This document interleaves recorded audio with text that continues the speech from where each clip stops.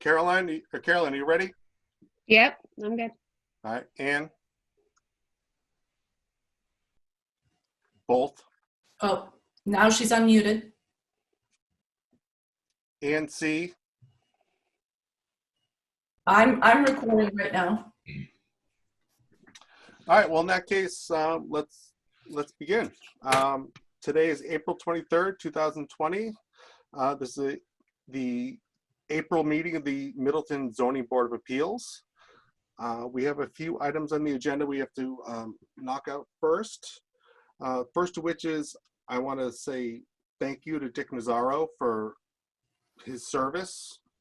He recently resigned from the board for health reasons, and we wish him a speedy recovery and all the best.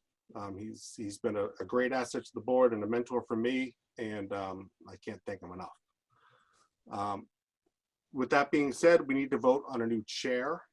So I will entertain a motion for anybody who wants to be chairman or chairperson.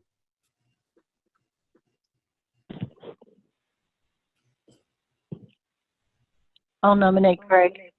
Who was that? Ian. Ian LeBlanc? Cody. Ian Cody, okay. Is there a second? I'll second.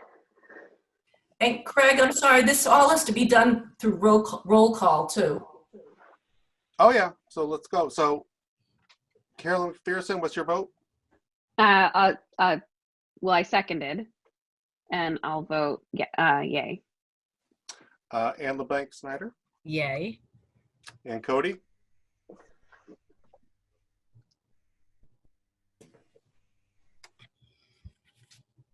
Is she still? Ian Cody, are you still there? Yes. Yes.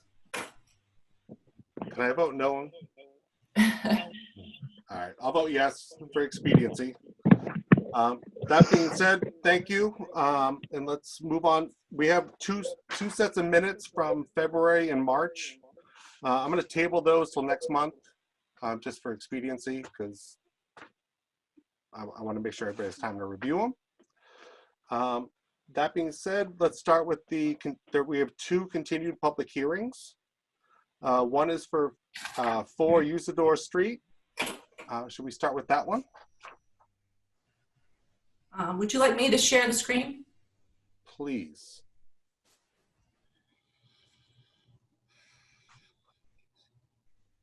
And I believe Greg Bernard is here on the behalf of the applicants, and he is unmuted already. Yep. Hey, Greg. Greg. Good evening. Let me be the first to say good evening, Mr. Chairman, and Please. the members of the board. My name is Greg Bernard. I'm here to represent Cleta Da Silva, who lives at 4 Usador Street. She currently resides in the 1-bedroom dwelling, which is roughly 600 square feet. It's a non-conforming structure on a non-conforming lot. What she is proposing to do is add a second floor to move that small bedroom, which doesn't even have a closet, up to the second floor. Still going to remain a 1-bedroom dwelling. And the footprint of the building is not going to change. They're going to raise it and stay on the same footprint. And they're not proposing any grading changes. They're not proposing any paving changes. And with that, under section 3.3.3 of the zoning bylaws in regards to non-conforming structures, we're requesting that a special permit be issued under the finding that such reconstruction or extension shall not be substantially more detrimental than to the existing non-conforming structure to the neighborhood.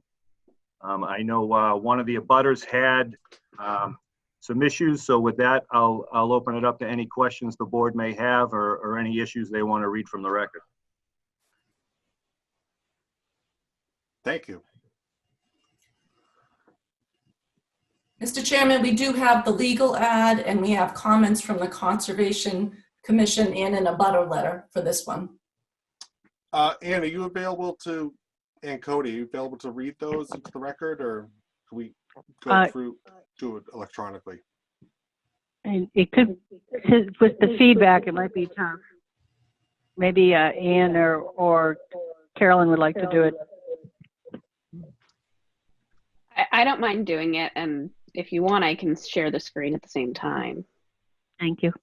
That'd be great. Thanks, Carolyn. Okay. Hold on, give me 1 second. Oh, I can't share my screen apparently. Well, so I'll just. Can everyone see the public hearing notice is up on the screen right now? Yes. Okay. So, oh yeah, there it is. Okay. In accordance with the provisions of Chapter 40A, Section 11 MGL, the Zoning Board of Appeals will hold a public hearing. No, this is March 26th. Right. It's okay. up at the top. Sorry. Yeah. Okay. On March 26th. What was that? This was old. We did open the public hearing on Okay. March 26th. Okay, but I still need to read this, right? Yeah. Okay. March 26, 2020, at a virtual meeting space on the application of Clede Paul de Silva for a special permit under section 3.3.3 and 9.4 of the Middleton zoning bylaw to allow a second floor addition to a non-conforming structure on a non-conforming lot or any additional relief the board may find necessary on property located at 4 Usador Street and found on Assessor's Map 18, parcel 78. Plans are on file at the town clerk and the link up above. Any person interested or wishing to be heard on the application should appear at the time and place designated.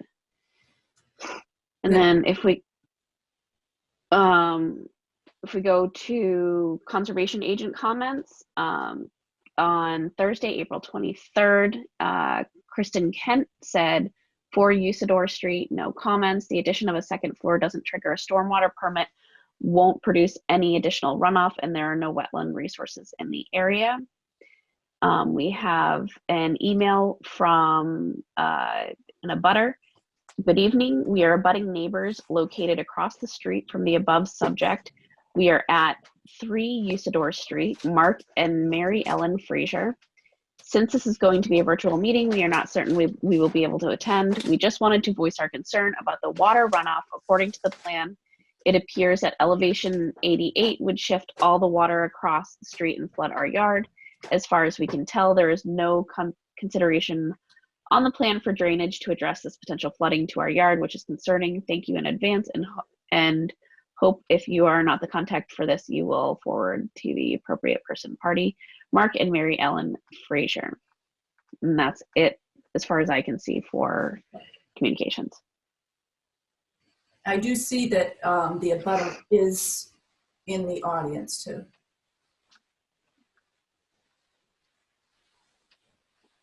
All right, is there anybody else that'd like to speak in favor? Is there anyone else that would like to speak in opposition?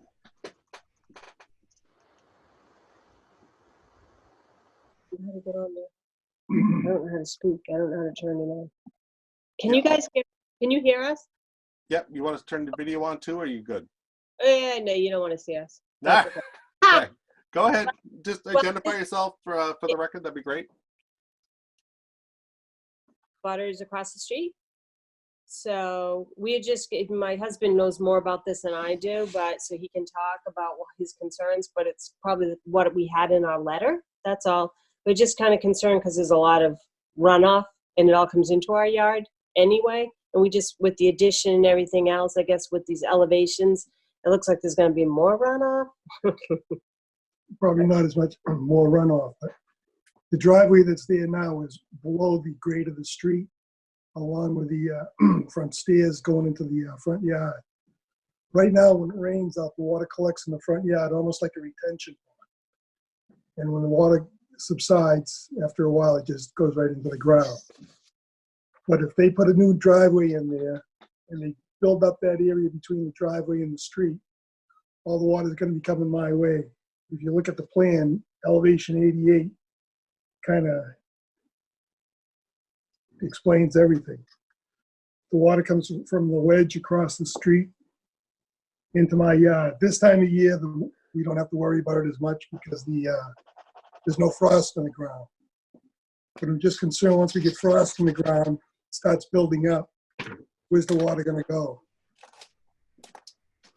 It's probably gonna end up going over to my yard.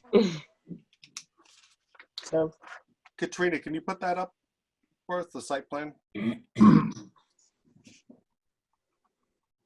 So I believe that if they were planning on paving that driveway, they would probably need to get a stormwater permit.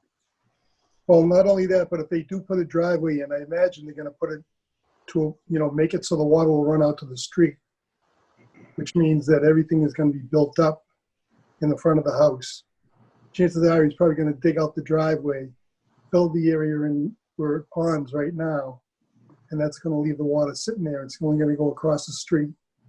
Like I say, in the wintertime, when it's frozen. This time of year, the water does go over there. It still builds up in the area where it's low in the front. And then it just goes into the ground from there. So that would be a question for the applicant, whether or not they plan to pave that front driveway. Right. yeah, because we have no problem with the structure from what we can see. I mean, that's just going to add value, and it's just going to, I get why they want it, absolutely. It's more the concern that we have if the runoff, and I never even thought about it. I just thought, oh, that's going to look good. Sure, go for it. And on the plan there, elevation 88, let me see where that is. It's over near the block. It looks like it's Oh, next right over there, block. yep. Oh, Yeah. So it's going. We're getting everything from his front yard, which comes down to the front, Yeah. and Over. sometimes it goes over into the street, but that's usually not in the until we get a frost in the ground. Yeah, because what happens is it when things collect and it gets really icy in our driveway, and it's a concern of that. So that's just what you just wanted to make sure that was voiced. Right now, the gravel driveway the driveway they have in there is gravel. So a Yeah. lot of the water is going to be seeping there into the ground. Once they put a new bituminous driveway in there, I imagine it's going to pitch from the back of the driveway out to the street. It's going to grab everything else and head it that way. Mm-hmm. Obviously, the low spot is right in front of my house where the street is there, elevation 88. I know the house, they first submit the plan, they tell me they don't have to get a special permit. But this is one of those things where it's kind of like a special, I get my own special problem there. It's not really too bad now, but as time goes on, especially like in the winter, I'm just concerned the water's got no place to go. It won't be going in the ground, it'll be just running over the surface. And I imagine if they do put a new driveway in, it's going to be pitched from the back to the front towards the street. And is that part of the plan, or they don't say it's just right now is for the house, the second floor? Like they talk about redoing the driveway and stuff like that. Yeah, I believe the special permit is just for the second floor. Yeah. Correct. Um, So- Greg, can you Yep. speak to that? Yes, I don't have control of the screen, I don't believe, but I understand the Frazier's concern, and my client has the same problem with flooding in their gravel driveway directly in front of the house. There is a low spot that's, I don't really show the low spot, but right next to the pole, which is located across the street from the Frazier's. Yeah, right there is the pole. That's a low spot too that collects a lot of water. And as you can see from the contours, Ms. De Silva gets a lot of water from that hill, and the majority of that hill is not on my client's property. But we are not proposing any paving or changes of grade.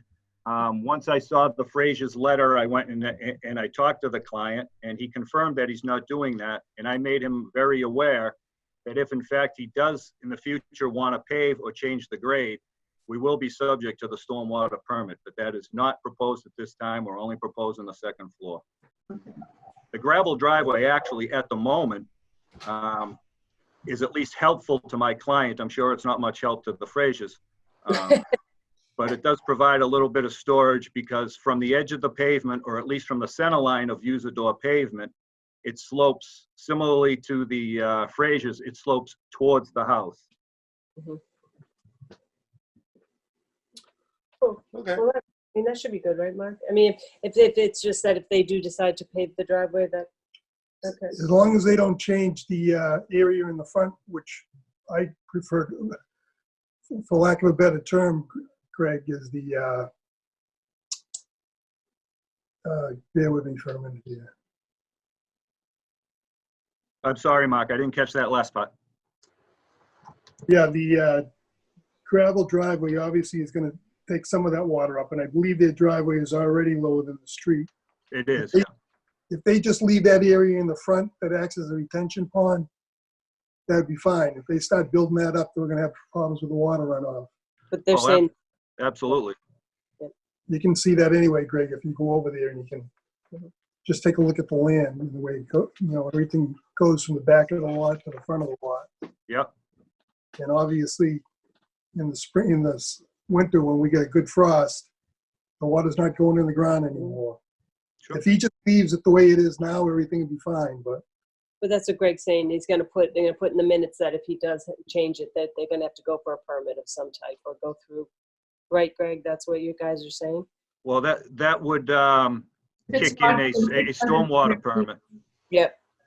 If they start changing that, but right now it's just the second floor that this is about. So, cool. Right. so unless we have a problem, everything's going to remain the same, right? Right now, all the grading and the gravel driveway is all going to remain the same. He's not proposing any grading. It's hard to do any grading over there because, as you know, all that ledge that's there. But you're right. If they do raise the elevation of the driveway, it's going to cause problems to the abutters, you and the street. It's going to make the street tough to navigate in the wintertime because of the ice. Mm-hmm. Right. Yep. Well, I'll just wait for it to ice up real good if they have a problem. No, the minute you have a problem, you make sure I know and the building inspector knows and Kristen Kent knows. No problem, Greg. I know how to get in touch with you. All right, so Yeah. I just want to circle back.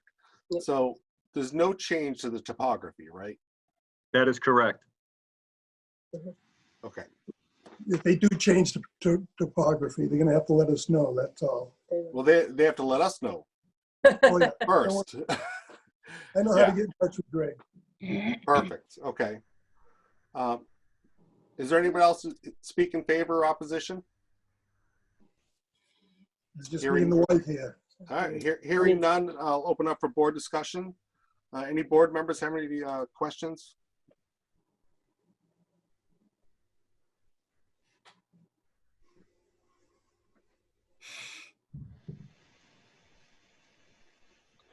Hearing none, I will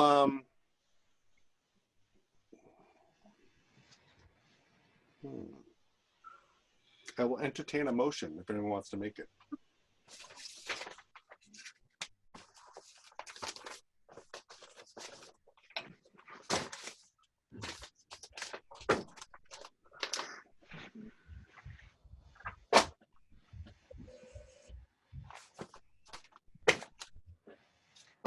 And for the members of the board in the staff report, I have the finding that has to be made to issue this special permit.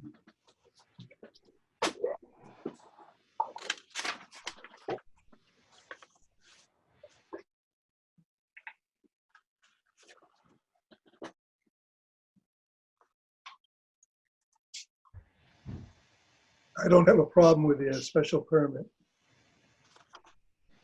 And that's Mark. Yes. All right. They seem to be cleaning the place up, and it's only going to help the property values. So as long as the topography doesn't change, everything should be all right. Let's see.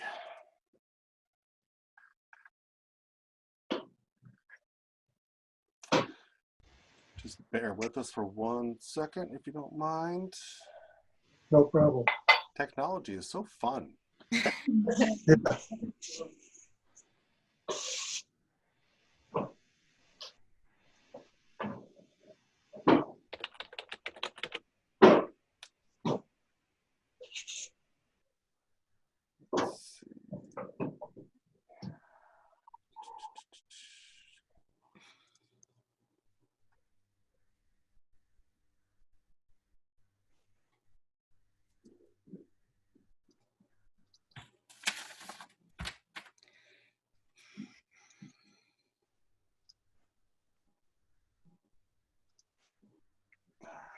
Stand by.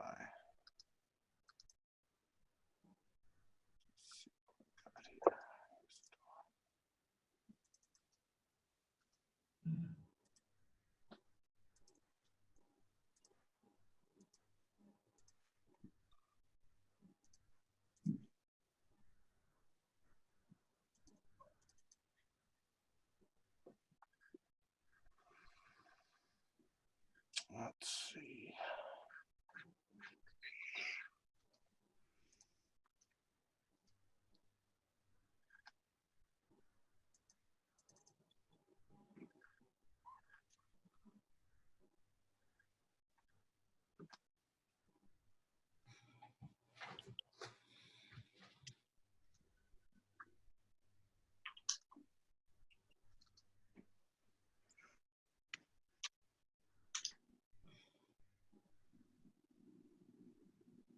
So I will make a motion that the board accept the following findings.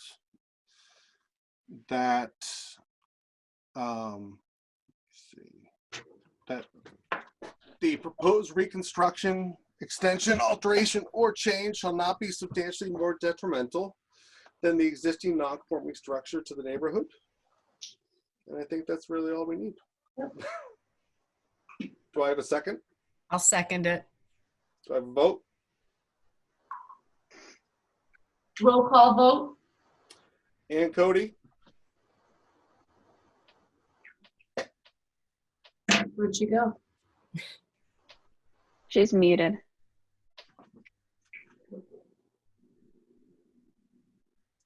Ann, Cody, can you? Yes, There she is. yes, I said yes. Oh, okay, Oh, we good. couldn't hear you. You were muted. Oh, sorry. No problem. Carolyn McPherson Yes, aye. and LeBlanc Schneider. Yes. And I vote yes as well. Based on those findings, I propose the board accept or approve the special permit. Do I have a second? Second it. Second, Second from Ann LeBlanc Schneider. Do I have a vote? And Cody yes. and LeBlanc Schneider. Yes. Carolyn McPherson. Yes. And I vote yes as well. Thank you. Thank Very you. good. Thank you. Thank you. Ooh, one down. 29 to go.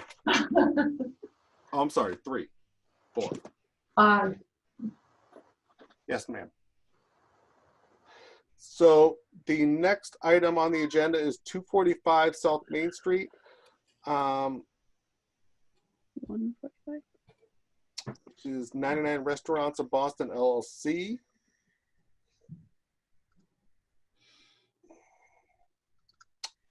Can I get a show of hands if you could do it via Zoom? That'd be great. For who's here for that application? Just for we have 3 other new public hearings that are being open tonight, so I want to know, if we can. Nope, I see some hands going up. That's what we're trying to do. Put your hand up. Go over to your name on the participant list.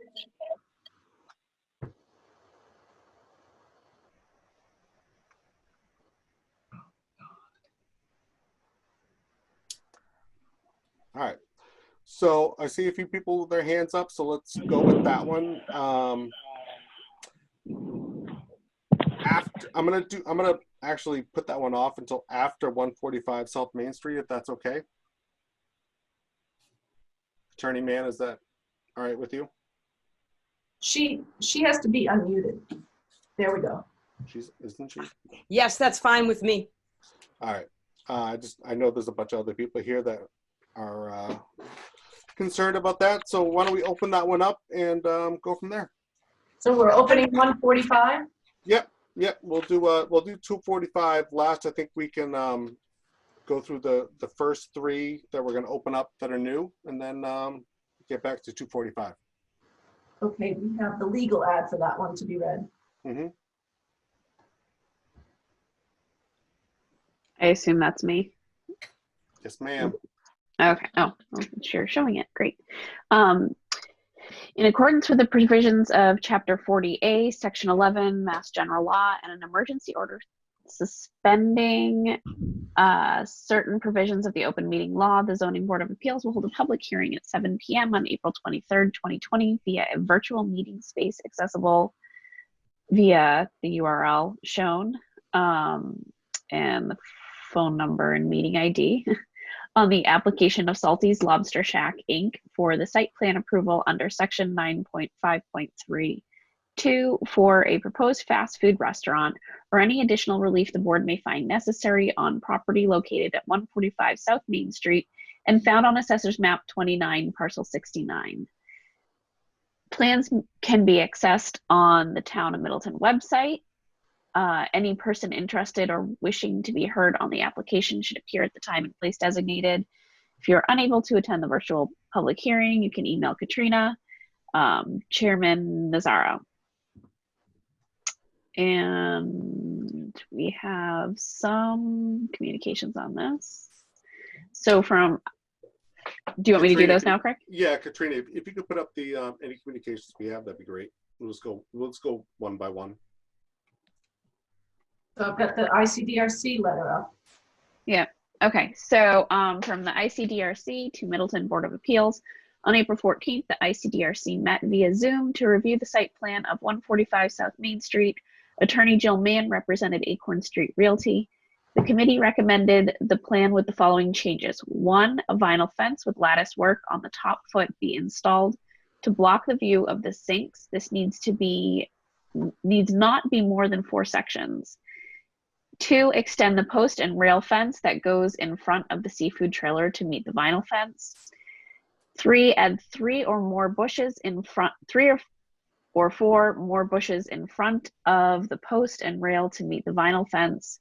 In front of the bushes toward 114, loam and grass that area to the wall approximately 20 to 30 feet.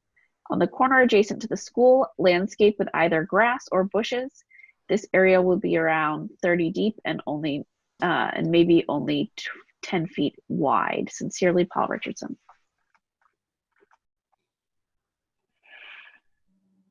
All right, thanks. Is there any other correspondence, Katrina? I see the planning Yes, board we do. recommendation. Yep. Okay, I'm reading that one too. Okay.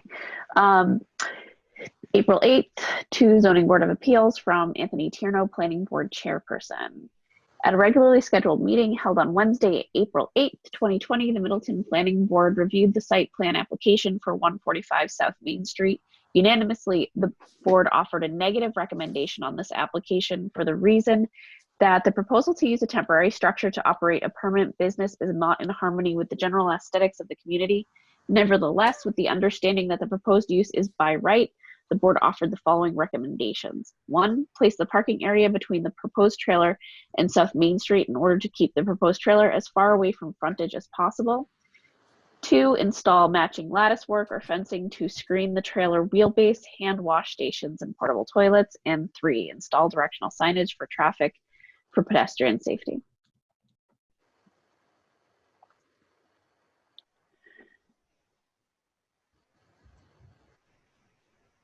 And then we have, Sorry, I'm up again. Yes. Can you Yeah. read that? Do you want me to make it bigger?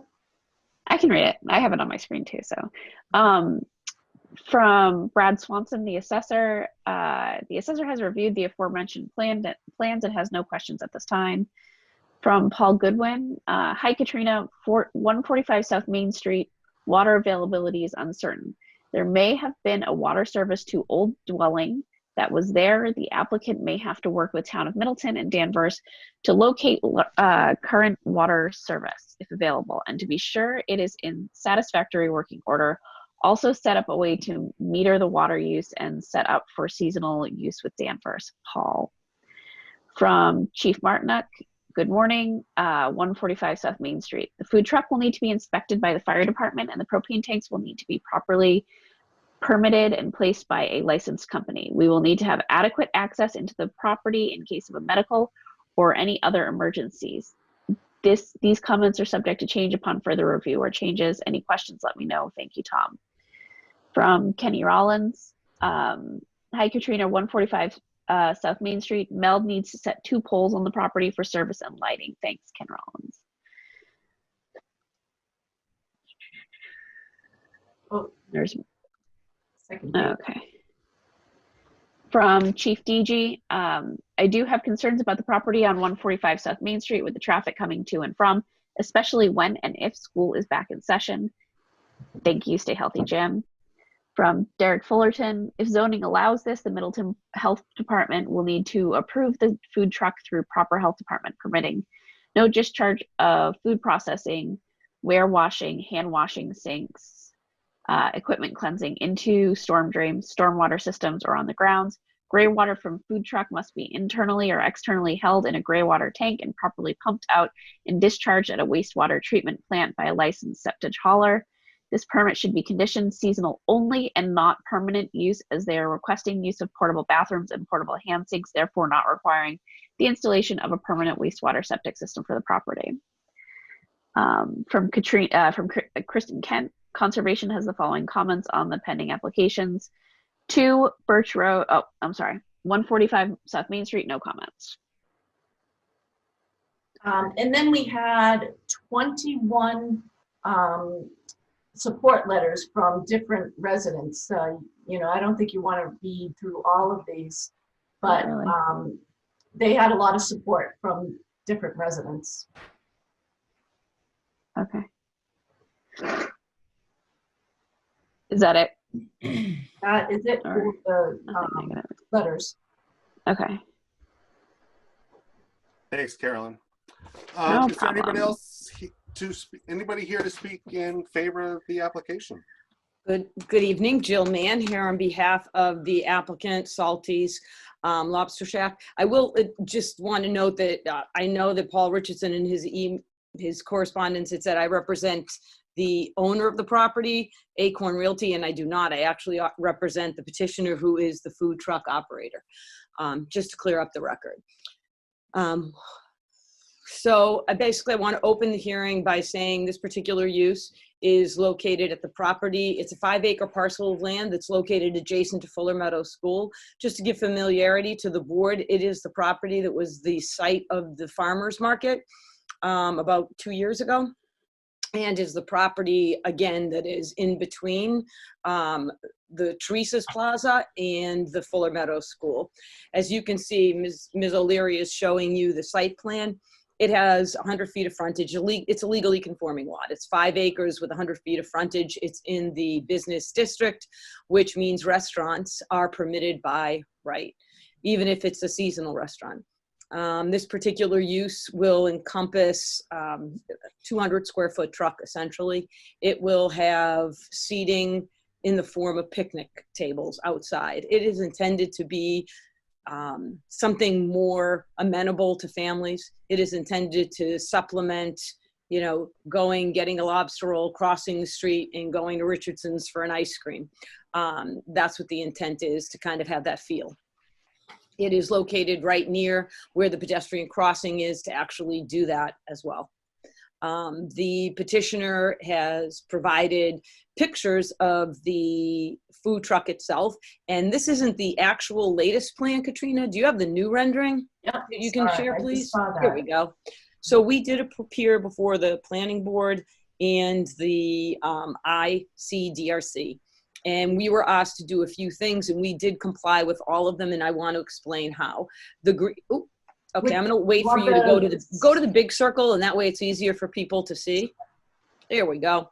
So what the agreement was between the owner of the property, which is Acorn Realty, as well as Salty's, is to provide certain landscaping. As you can see, they're going to loam and seed the front of the property, as well as the side that is adjacent to the school.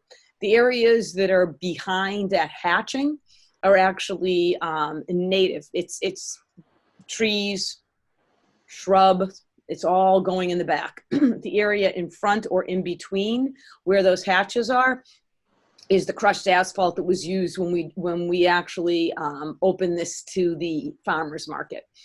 So we are proposing grass in the front to provide some softening of the site.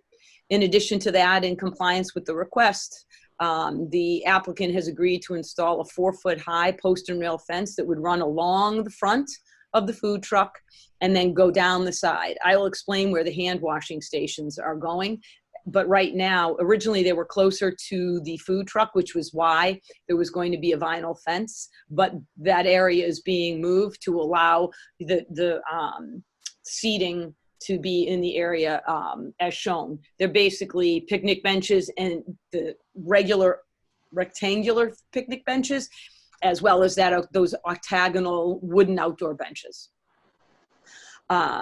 So in front of the post and rail fence, we're proposing to put in plantings. Now, if you go, I do have pictures of the site that I'll show you because it's really nice to see the photos that of the improvements that have already been made by the applicants. So as you progress to the rear of the property, there's spaces for approximately 22 cars. And in addition, there's more space if you wanted to, but we basically crosshatched for that many cars. In addition, as you go behind the food truck, maybe 100 feet, there's a hand washing station with warm water. And then there are porta potties as well. Behind the porta potties is a 6-foot stockade fence. So they're blocked completely from everybody's view. The hand wash station you can see, but not really from the street because of the way it's angled, but you could see it if you were in one of those chairs. And the intent is to put a sign up so people know where to go and wash their hands if they chose to after going to the food truck, which I'm sure they will. In addition to that, the applicant has put up a dumpster as far away as possible, and you can see it all the way to the rear. I can't touch this. Katrina, can you let me touch? Okay, you've got it. So it's all the way to the rear, and that is also completely encased by a stockade fence, which is the requirement under the site plan approval requirements. We have already contacted MELD and discussed the project with the Middleton Electric Light. And the purpose of that was to establish the need, obviously to establish a service, because not only do we need electric service to the site, but we need to light the site so that it is safe for pedestrian and vehicular access to the rear. This particular property was accessed previously when it was the farmer's market and everybody had ample access to get in, and that was vetted at that point in time. As you can see, there's still plenty of access. As far as permitting for the propane tanks, that is a permit that it's similar to a building permit, if you will. When we go in, we have to get certain permits from the Board of Health. I think that Mr. Fitzpatrick has to issue a couple of permits, and then the fire department does also. And that's because this will be powered by propane. A food truck does not consume large amounts of water. They do not use water to clean dishes or anything. They'll use compostable materials that will be served, like containers that will go out to the people. They'll eat off them and then throw them away, essentially, just like you do at any fast food place. The hours of operation will be standard lunch and dinner. And as far as Middleton goes, it gets a little buggy, so that may impact too late at night service, but we're hoping to be open as much as we can. We'd love for this to be a big success. As far as seasonality, food trucks are very seasonal. We intend to keep them open only for so long as you can actually have people coming to the site and it's not basically snowing. So it is a seasonal occupation of the site. Let me think what else. Relative to the comments about not discharging, that was from Mr. Fullerton for the Board of Health. We do not propose to discharge. Everything goes into a tight tank. That's how it works with food trucks. All water waste is contained. Same with porta potties, same with portable hand wash stations. It's all self-contained. And then people come in and they actually withdraw the water. Given that this property is actually, the principal is Jay Currier, who owns a pumping truck, that's not going to be a problem, and they have ready access to a facility and basically a service that will be able to pump and remove the waste and then take it to a licensed facility for disposal. As I said, this is a permit by right. It is in the business zone and it's permitted under section 3.1.2 under the table of uses C13 for restaurants. If anybody would like to ask some questions, I know that here with me this evening is Leland Boudlet. I always say your name wrong, Leland. And then also Jim Burfoot is on the call. And then I think I even saw some people who are in support of this particular petition who actually registered to come on just to offer their support.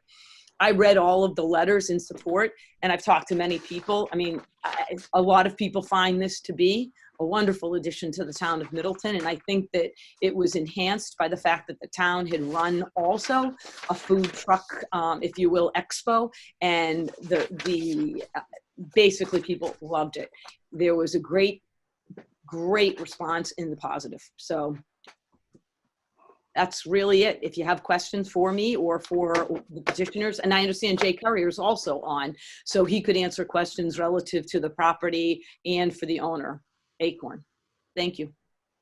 Thanks, Joe, or Attorney Man. Is there anybody else here to speak in favor? And I'll offer opportunities later if there's anybody who wants to rebut, any concerns, but hearing none. Wait, I think sorry, I saw a wave. Did I see a wave? Yeah, we do have someone with a question in the audience right now. All right. Hi, I'm Diane Carrero. I'm the principal of Fuller Meadow School. It's good to see you. Hey, Diane. I actually am just calling, I'm just on looking for some answers to questions. I'm really not in I'm not looking to be in the way or anything. I just want to ask some questions, and I had spoken to Dr. Morrison about this earlier today. Just as the leader of the Fuller Meadow, I just feel like I would be remiss if I didn't ask these questions. Mrs. Carrera, just for a point of clarity, Yeah. I think you're in certainly a great position to ask these questions, and so it's a little out of order, but I think we need to do it. Okay. So I just wanted to point that out. Oh, okay. I'm sorry. I don't mean to. No. I was just talking to my husband about Robert's rules, but I wasn't quite sure. So thank you for entertaining me. No, inappropriate. We have sorry. We also have town meeting time, so nothing has prepared us for what we're doing tonight. So please go ahead. So I have a few questions. And again, I'm not looking to stand in the way. I know the two parents who are doing this are very thoughtful and responsible people and would never put students at Fuller Meadow in harm, but I just need my own things answered. So my first question is there an alcohol permit, or will there be alcohol being served? Just if you could just list. Oh, sure. Yep. Go through them, and then Attorney Man can answer them all in order. The second one is regarding, I think Attorney Mann answered this, but it is in regards to the propane, the use and the storage of propane, and the safety measures that will be put in place for that. The third was just about in regards to any Fuller Meadow parent will tell you that on a good day, our parking lot at dismissal is nothing short of a nightmare every day. And so I just need to be assured that during the dismissal hour, we're not going to be exacerbating the traffic within the Fuller Meadow campus, as well as what we're adding to 114. And then lastly, the farmers market was lovely when it was there. It was a great addition to our town. The only issue that we had on occasion was parking. Parking is not something that we can be generous with, because we don't have enough parking for my staff, let alone visitors. And I was assured at that time with the farmers market that people wouldn't be using the parking lot, and that ended up not being true all the time. People used the driveway to turn around, or they'd miss the farmer's market and they'd bang a U-turn in the Fuller Meadow driveway, and it was nothing that we could ever police or control. So those are just my concerns or questions, and I hope they're just taken out of positive intent and respectfulness to the petitioner. If I may, Mr. Hartwell? Yes, ma'am. Okay, so with regard to the alcohol permit, at this present time, we are not seeking a permit for alcohol. I'm sorry, my computer needs me to plug it in, so I'm getting the plug. So at this time, we have no intent to have a permit for alcohol. If we were looking for one, we would have to go to the Board of Selectmen. Okay. We have not done that yet. So we don't have an alcohol permit, so none will be served. With regard to the propane use and storage, that's heavily regulated by the fire department, and it will be controlled, and we do need a permit, and we do have to demonstrate all of the safety protocols, so that will be absolutely taken care of. Reflective of the dismissal hour and conflict, and I'm going to take the parking at the same exact time, if I may. The farmers market was open at very broad times, and when people would go to the farmers market was at times conflicting with the school's hours. This is a lunch and a lunch and dinner place. I would say that it will, there could still be people going at the same time, but you're not going to have the influx like you did with the farmers market, with people after school wanting to go, people coming in at the same time. And this particular use will be open, hopefully 7 days a week. It will not be open 12 months a year, but hopefully it will be open daily. So there won't be this, oh, is it open? Oh, isn't it? Driving by and not being really sure. There will be an established path. There'll be a signage that will be clear. And I don't see there being conflict. And then relative to the parking, unlike the farmers market, which ate up a lot of that interior space. So when you look at the parking itself, you can see where all the parking is in the sides. I mean, it's a 200-foot, food truck. It's not going to generate, the type of traffic that the farmers market did, because you could have, at some points when it was really moving, the farmers market was, that we would have 20 tents. It was wonderful. I loved the farmers market. So you had tents all in this. Can I point, Katrina? Are they seeing what I point or no? Can you let me point? I'm not sure. I think you have to ask permission up on your name or something. I can't see what you can see on it. Yeah, I don't see how it's letting me do anything. On your name, hit more. Yeah. And, Mm-mm. I can't even get to more. Let me see. Maybe I can get it some other way. I mean, I guess for now, let me just say that. Let's see if I can hit more. Yeah, I can't. What are you trying to show? Where are you looking? I was trying to be able to point. I mean, I just can't point at all. So if you're looking at the plane, if everybody's looking at the screen, it says proposed parking 20, proposed parking 8. Yeah. Those areas are going to be open and unfettered. And to the extent, there's one food truck and there's only parking for, each of those tables at most would seat, 8 people would be a tremendous number of people. And I can't even imagine how it could handle that. And most of them are going to be parents with families. So that should be sufficient parking. And that area is all flat, and they can park in other areas in the back that aren't striped. We just showed you the minimum amount of parking. So I don't anticipate there being any issue with regard to conflict of traffic, time, or parking. Just based on what the demand will be of this particular use. Great. Thank you for indulging my questions. Oh my God, of course. Is there anyone else to speak in favor or opposition?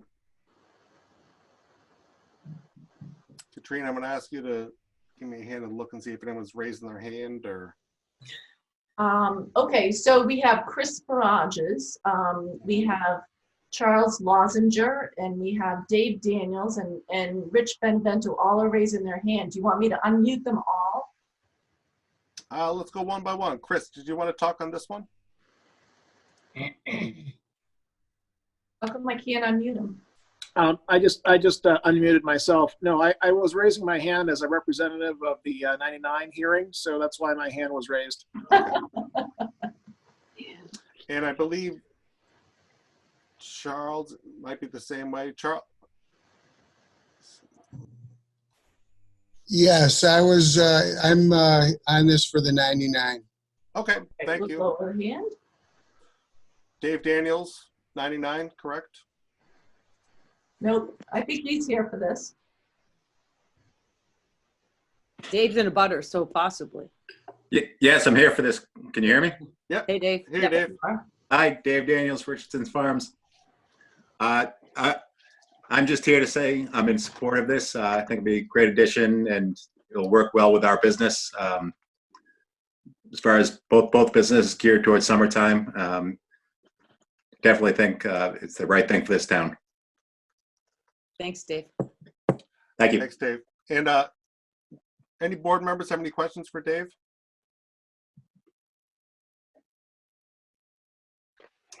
Hearing none. Richard?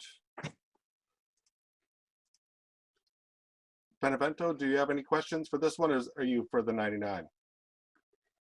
Oh, you know what? Rich Benevento said that he's trying to call in on his phone.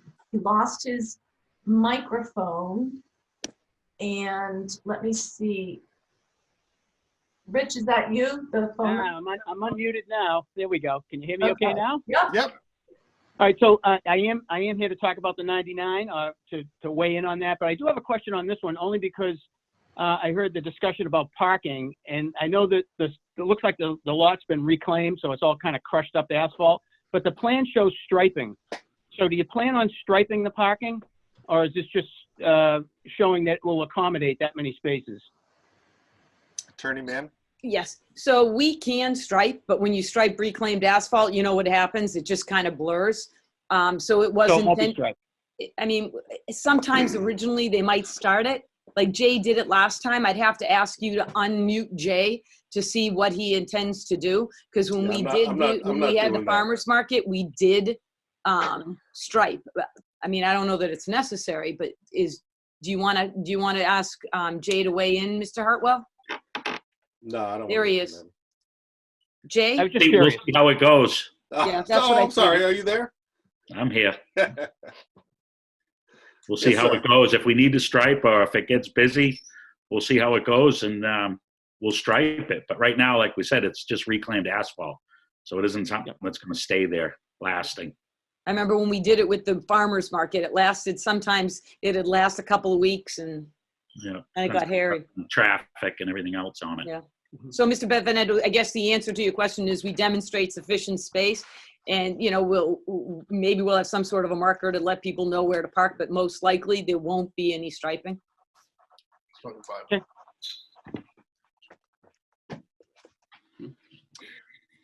Is there anyone else to speak in favor or opposition? Hearing none, I'll open up to the board. Any of the board members have any questions for the applicant? I have one. All right, Ann. I want to know about the seating distance of the picnic table.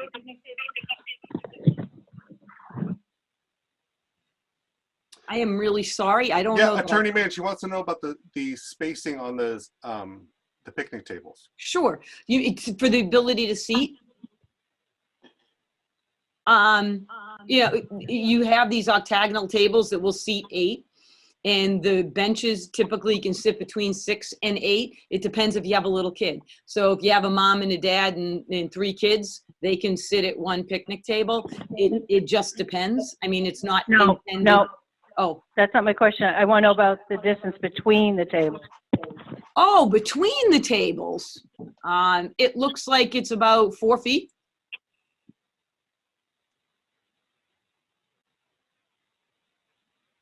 I mean, they're portable. So if we have to maintain social distancing as a result of the, shutdown and the issues attendant to COVID-19, then the seating can easily be made wider and pushed back. They can accommodate almost anything.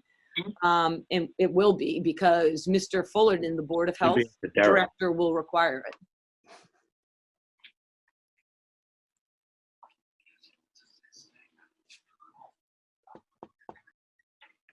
Ian, does that answer your question?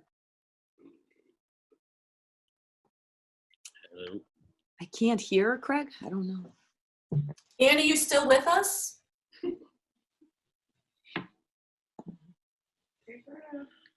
I can see your phone is on. Okay. But All right. Yeah, I'm here. I'm sure it'll have to be farther by then.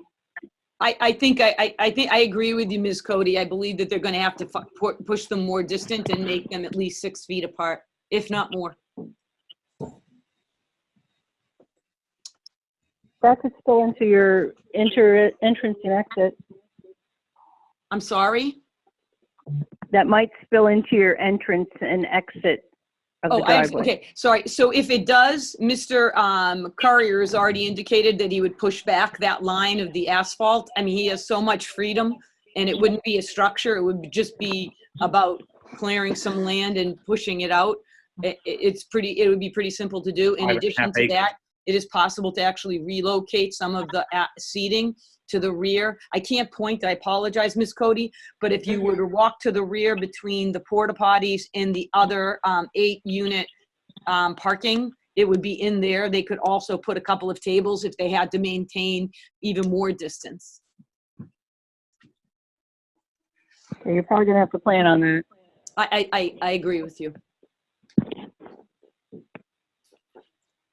So maybe that could be included as a condition, or Yeah, we should make it conditioned upon the approval of whatever the Board of Health Director says relative to seating. I mean, I pray to God this COVID issue, soon amends itself, but we still have to comply no matter what. So it's fine with us to put in that condition. It makes sense. We have to comply no matter what. Yeah, I guess my concern is that I don't want to step into the purview of the Department of Health, in terms of what conditions we lay down, for multiple reasons. One of which is we just don't have the agility that the Board of Health does to, react to the current situation that we're in, which is unfortunate. Unfortunate situation, but also fortunate that they have that agility and they can do the things that they need to do to protect the citizens of the town. So Absolutely. I think any seating area, although it is laid out here with four rectangle tables and 2 octagonal tables, whatever. Like, we're not going to get into how the sausage is made, just so long as we have I think a general framework for where we want things to be set up. Unless any of the other board members disagree. I mean, really, to me, there's 2 things. One is parking, and the traffic flow that is going to result from this use. The other is where people are going to be when they're being entertained or and taking advantage of this opportunity. And I think it is an opportunity for the town to kind of think outside the box a little bit and allow for a use that's certainly something that we wouldn't have planned for as a town 12 years ago. We really started redoing the bylaws, but it's certainly one that for a lot that has been used for farmers markets before, and we've had food truck festivals before and stuff like that. It looks like a good opportunity for us as a town to dip our toe in the water. And I think this one location on the plan where it has the food truck, I think is fantastic. It's got good visibility, and it's got also good kind of ability to regulate as well, because everybody's gonna be driving by. Schools are going to open eventually. Not this spring, but eventually they will. And so we want to make sure that we're kind of thinking ahead of the curve a little bit on this, for lack of a better term. And this seems like a good spot to, in a pandemic, have a good test case. Because this is really the first time we've had an applicant looking for a food truck of this type, that's going to go in there. So I guess I have a couple concerns.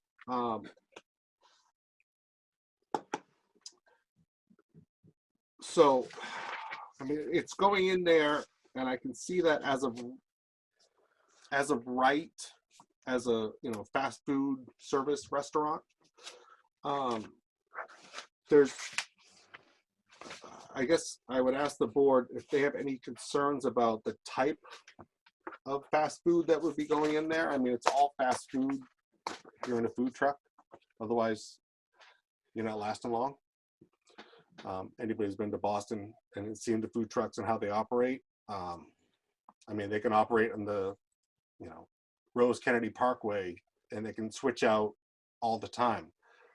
Attorney Mann, are you anticipating one food truck being in there, one specific food truck parking there, and then being off wheels, or? Sure. So we intend on having them on wheels because it is a mobile truck.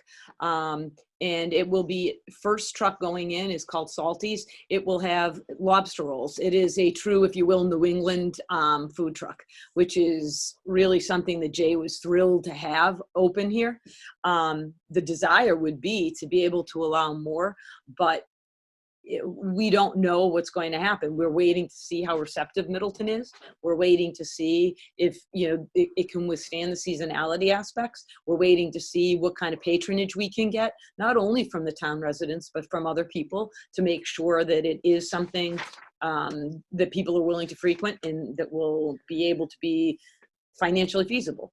And to the extent that we're able to add food trucks, we will. Not in this footprint. To Ms. Cody's point, we have to address some issues and need to expand the area. So if you will, I can't point again, but if right where those seats are, the area, Mr. Courier would take the area behind that, and he would clear it again to be able to add more food trucks running along the side, because you want people, as you know, they enter on the, to the right, if you will, if you're facing the food truck in that way. So the goal is to keep parking there, to keep the food truck to the left. And if you wanted, Mr. Hartwell, I know they're in your package, but there actually are photographs that we took of the, yes, Mr. Hartwell, yes. There are photographs that we did take of the site oh, yeah, there you go, Katrina. Yeah, I got them. So just to allow people to see that the food truck is isolated and the area in which you order is isolated. So if you will, this is the entrance to before the light sign. This is the front. The area where you see large stones, those are part of the right of way. Behind it, you see the smaller stones. That will be where Mr. Carrier actually creates a lawn. And then when you can see the darker area, Katrina, can you please point to these things? Because the darker area right here, that's where the food truck actually will be located. And then Katrina, if you wouldn't mind showing the next picture, because I think that shows the walking path. Okay, so this is where cars would pull in. This is where the truck pulls in, and you can see it. And then maybe the next one as well, please. There you go. So here's, if you can see on the left-hand corner, there's sort of yes, there you go, Katrina, thank you, like a white patch. That's actually leveled stone, like slate. And then there's all those stepping stones, and those stepping stones lead over to where the first parking area with the 8 cars are. And that's where some of the tables will be. And that's really the area that people are being directed to go to get your food, to order your food, to eat your food, and then go back to your cars and go. And then you can see where there's area behind that Mr. Carrier has. I mean, this property is a 5-acre parcel. The area we're showing you now is probably somewhere around 20,000 square feet. 30,000 square feet. Is that correct, Mr. Carrier? Oh, you're muted again. Yeah, you're close. Somewhere's around there. Yeah. Not a very big piece. It's a small. No, it's a small piece of the property itself. So those, I just think that may have been helpful for the board, as well as the people who are watching, just to see what the area is and how the petitioners, Jim and Leland, have actually tried to work, because they wanted to be able to come into this meeting to show people, give you a better idea of where the trucks were going to go, where the traffic was going to go, and how they were. Truck. What'd I say? Trucks. Oh, I meant truck. There is only one truck, trust me. Yes. But where traffic would go, where the truck would park, and where people would actually, be directed.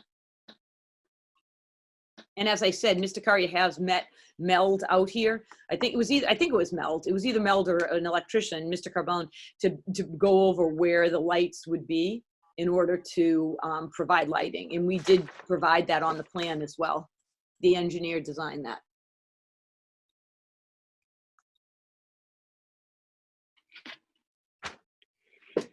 Thank you, Attorney Mann. Thank you, Mr. Hartwell. Any other board discussion about that? Yeah, I actually have a couple of questions, Craig. Could you show the plan again, Katrina?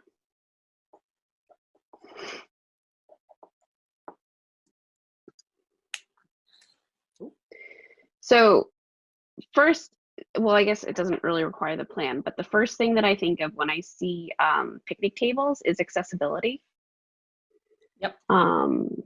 And will they be picnic tables that can that have a space for wheelchairs? There's a good, you must. So we have to provide accessibility for parking as well as seating. So there's a certain number per parking space. So we're showing you these things, but before we'll be given the right to occupy, believe it or not, we still need to get an occupancy permit from Mr. Fitzpatrick. We need to demonstrate to him that we have sufficient handicap parking as well as handicap seating. So while the depiction doesn't show it, there must be accommodations for people with disabilities. Yes. So that also means that the porta potties will be accessible? I don't know what they do. They are handicap accessible. Okay, thank you, Okay. Mr. Carrier. I didn't know what the requirement was for that. I did know for parking and seating though. So handicapped accessible porta potties as well. Yes.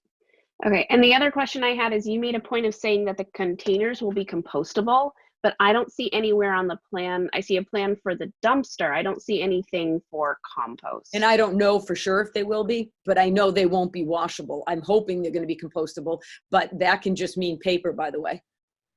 Right. Yeah. I mean, it just as far as like, you Receptacle. see a lot of places that say they're using compostable things, but then it just goes in a dumpster and it goes to a landfill, and things don't people are compost not- in a landfill. People are So that would be, not that's going- my major concern. Right, and I apologize, Ms. McPherson, I should have been more clear. So the dumpsters are only available to the people who are running the food truck. That is a sealed container. They are not open to the public. So there will be, you have those small refuse containers that will say, put your garbage here. And I would believe that to the extent there's paper, they go here. To the extent you buy bottled water and it's plastic, supposedly recyclable, right? It'll go here. So there will be those types of containers. They will not be behind something, and they will be, removed every night, cleaned, put back, and dumped in the dumpster by the people who are working there, not by a customer. Okay. Because you know how it is. They want the dumpsters to be sealed so that people can't basically get in there after hours and throw stuff away as well. Right. Okay. Thank you. Thank you. Appreciate the question. Anyone else have any I have a questions question. from the board? Can you hear me? Ann? Somebody's asking. Yeah. Yep, Ann, go I ahead. have a question. To Craig's point about fast food, we have a lot of fast food in town. What makes this different and not really competing with the other places in town?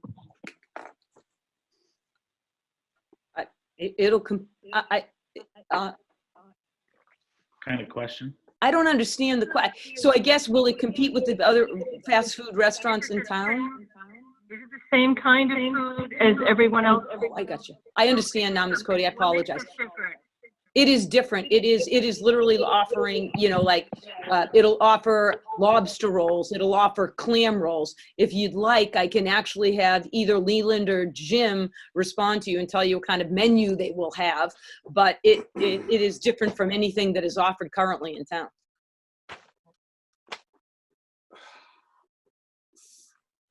So can I chime in on that? Yeah, please.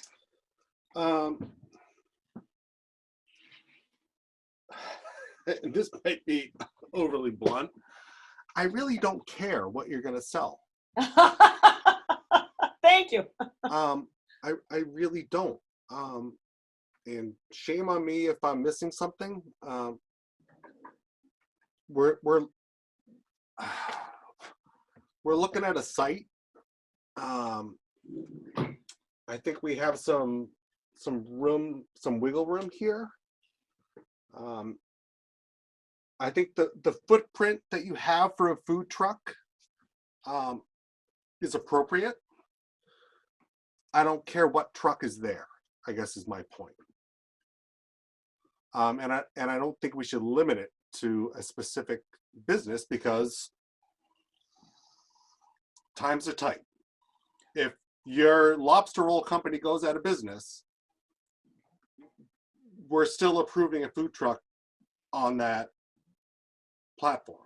Oh, I would agree, Mr. Hartwell. I would prefer not to. So let's put aside what truck is going to be there, and let's focus on: are we going to allow this site to have a food truck there for something more than a festival, or having the ice cream truck there for popsicle scrimmages for the soccer teams, and for t-ball and baseball and all that.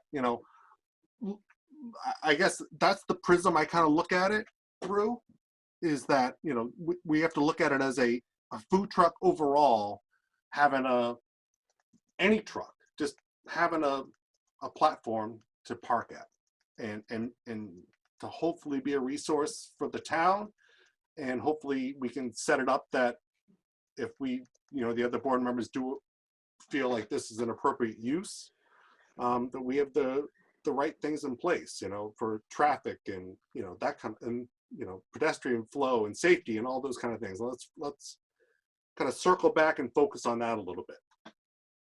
I appreciate, having the tables laid out. Honestly, it's like shrubs on a site plan. Like, you have to have seating. If you want to have seating, what are we going to do? Have Scott coming down here looking to make sure you have like 4 rectangle tables and 2 octagonal? Or are we going to say, like, here's this general area where you can have seating? Your seating has to meet the general bylaws in any Board of Health regulations that are in place. Correct. If you want to put a bunch of, 2-person tables out there and space them out 8 feet, you should be able to do that and not worry about, well, wait a minute, you're supposed to have 4, rectangle tables, that seat 10 people each. No, like, I think the general seating area that you guys have laid out is pretty good. I think we lack a little bit of specificity in terms of the extent of where that seating area can go. Just from a, I hate to nitpick, but so long as everything adheres to any Board of Health standards in terms of how people should be sitting and, spacing out and doing all that kind of stuff, I mean, I don't know how we mark it up that makes it work. I mean, if I may, Mr. Hartwell, I think please. In general, Mr. Fitzpatrick is a good resource for that, because he does have to issue the approval. And the goal is to put the seating where we have the gravel paths behind it, which is shown on those photos, because we have that area that's asphalt, and the intent of the asphalt area is to provide entrance and access. And that's how it's been laid out. Because with fast food, we are really not dependent upon seating. We're thinking people are going to grab it and go, to be honest. Oh, if they're not grabbing and going, you're not a food truck. Exactly. I mean, that's the intent, is to grab and go. Yeah, we're not looking to, compete with Teresa's next door. Oh no. Or any not other, at all. any other business that has seats. Yeah, I mean, we're not competitive with that market at all.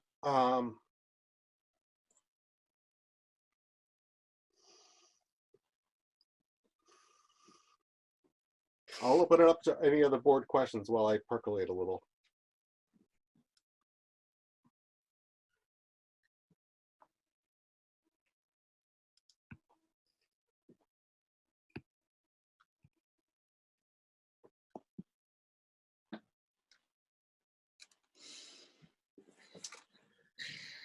Hearing none.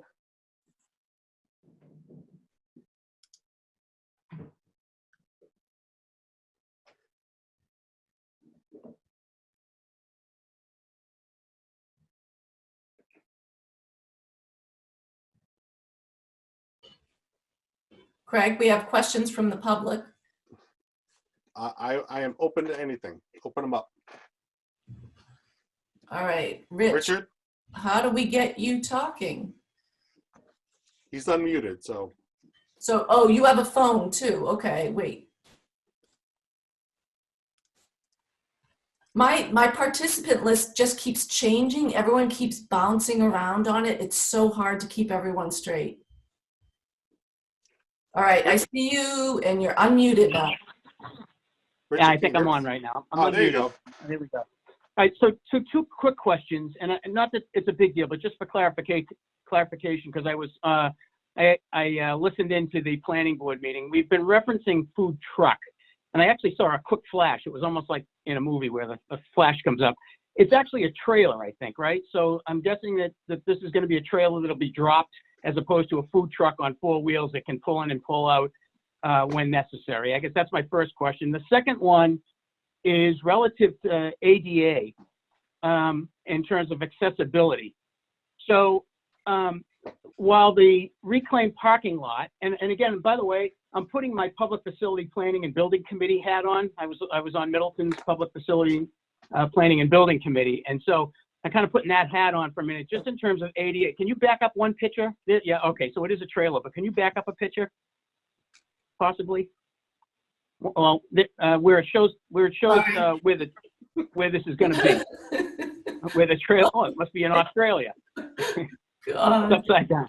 I am like. So, in any case, I'll continue. But so while a compacted reclaim surface would be ADA accessible, the area where the trailer is crushed stone. And in order to be ADA compliant, that's not an ADA compliant surface. So I'm just curious as to, because someone raised the issue about ADA, and I think the last thing we want is to have this project right there. So it's crushed stone. So having with a couple of pavers in between, if this project goes forward and it's successful, and next thing you know, someone's complaining to the Justice Department that we're not being ADA compliant in Middleton. So just a point of clarification, a point of just, forewarned, forearmed.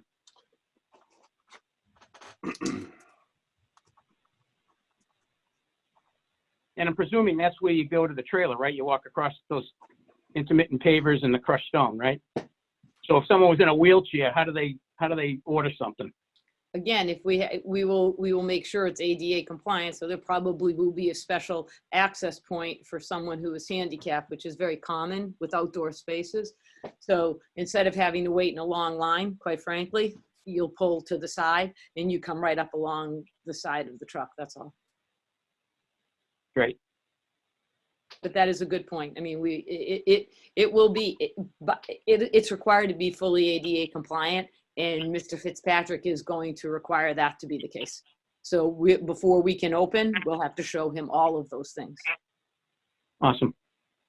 Thank you.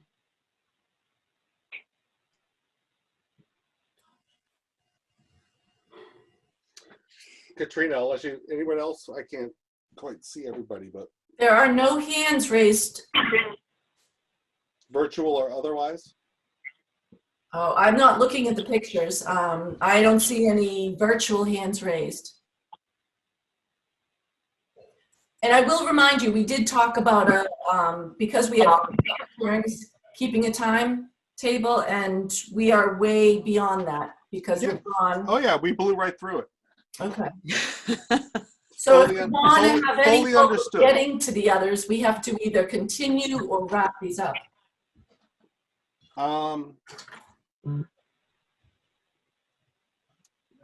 Understood. So here's my feeling on it, and I'm gonna poll the board on it before we go one way or the other. I don't have a, we're looking at site plan approval here, right? Yes. strictly site plan approval. Yes. So here's my one concern. I think we need to think outside the box a little bit as a town. I think we have a good opportunity here to have something that isn't polarizing. Hint, hint, nod, nod. This is something that's, you know, serving food as opposed to, you know, fueling Facebook posts, allegedly. I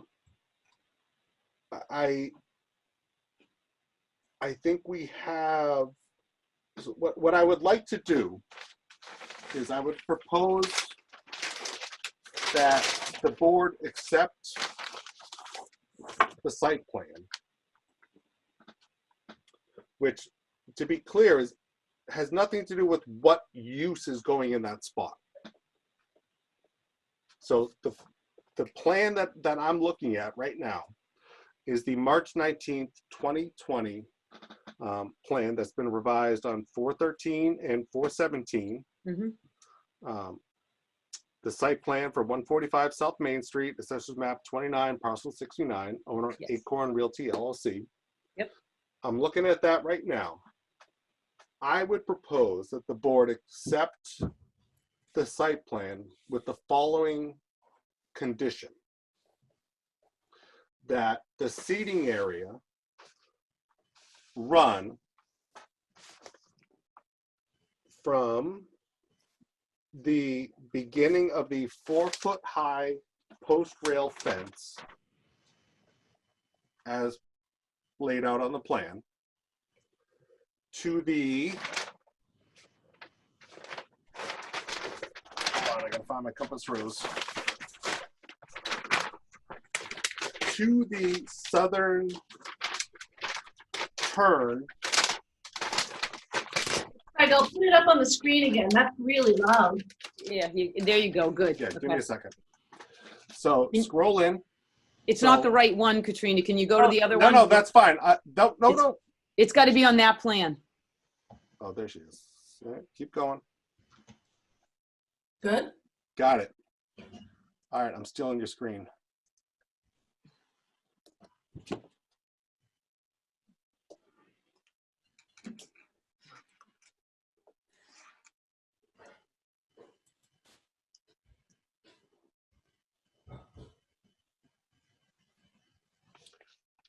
Can you guys see where I put that line? Yep. All right, that's your seating area.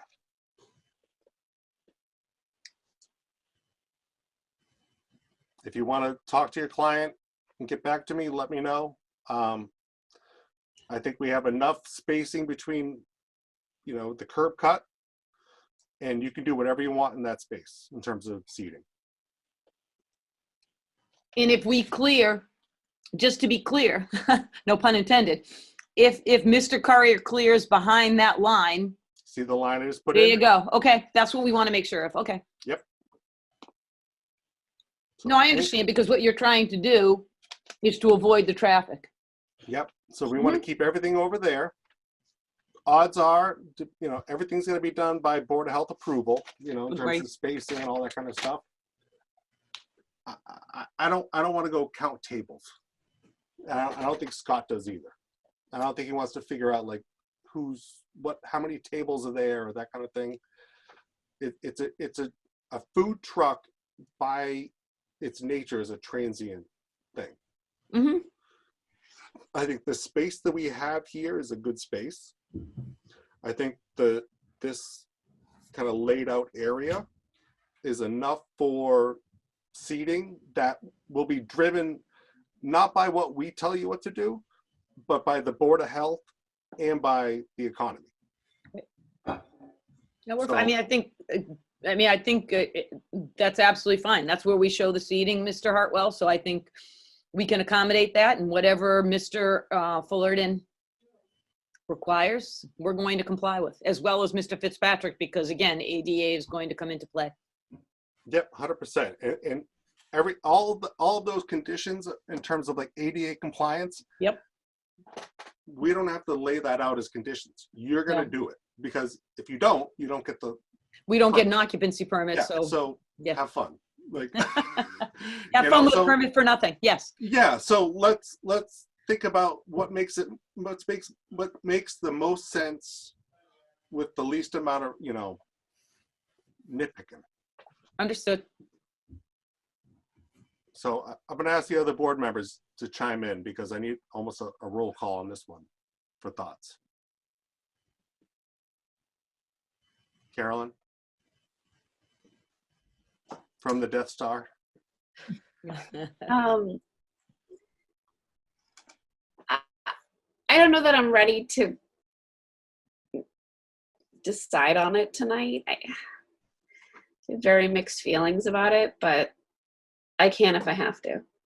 No. What are your concerns? I don't know that I can articulate them right now. Okay. Anne, you have any thoughts? I'm kind of on the same boat as Carolyn. My only concern is 2 years from now, the whole crew is going to come back and they're going to want beer and wine. And then we're going to have I don't know what we're going to have right next to the elementary school. That's my concern. I don't have any reservations to say, no, this should not happen. I don't think it's a great location for growth of a food truck. I love the idea of a food truck area. I think that's really cool. I agree with everything Craig has said. But just directly adjacent to an elementary school, I just wonder in a couple years, they're going to be looking for a beer and wine. So I can address, so I think. Attorney Mann, if you don't mind. Oh, I'm sorry. Go ahead. Yep. Oh, no, I appreciate that. That is my genuine concern. And that area turns into some sort of honky tonk, bikini contest kind of place with beer trucks and yeah, that's my concern. Yep. And I'm done.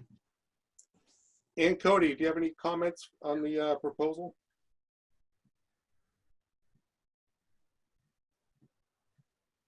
She's still here. I don't hear her. Anne, can you hear us? Oh, God.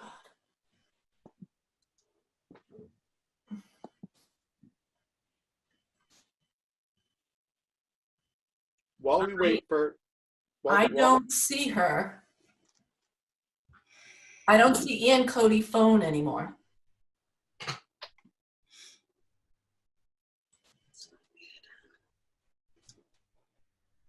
But she's here because she's on her computer. She just can't speak.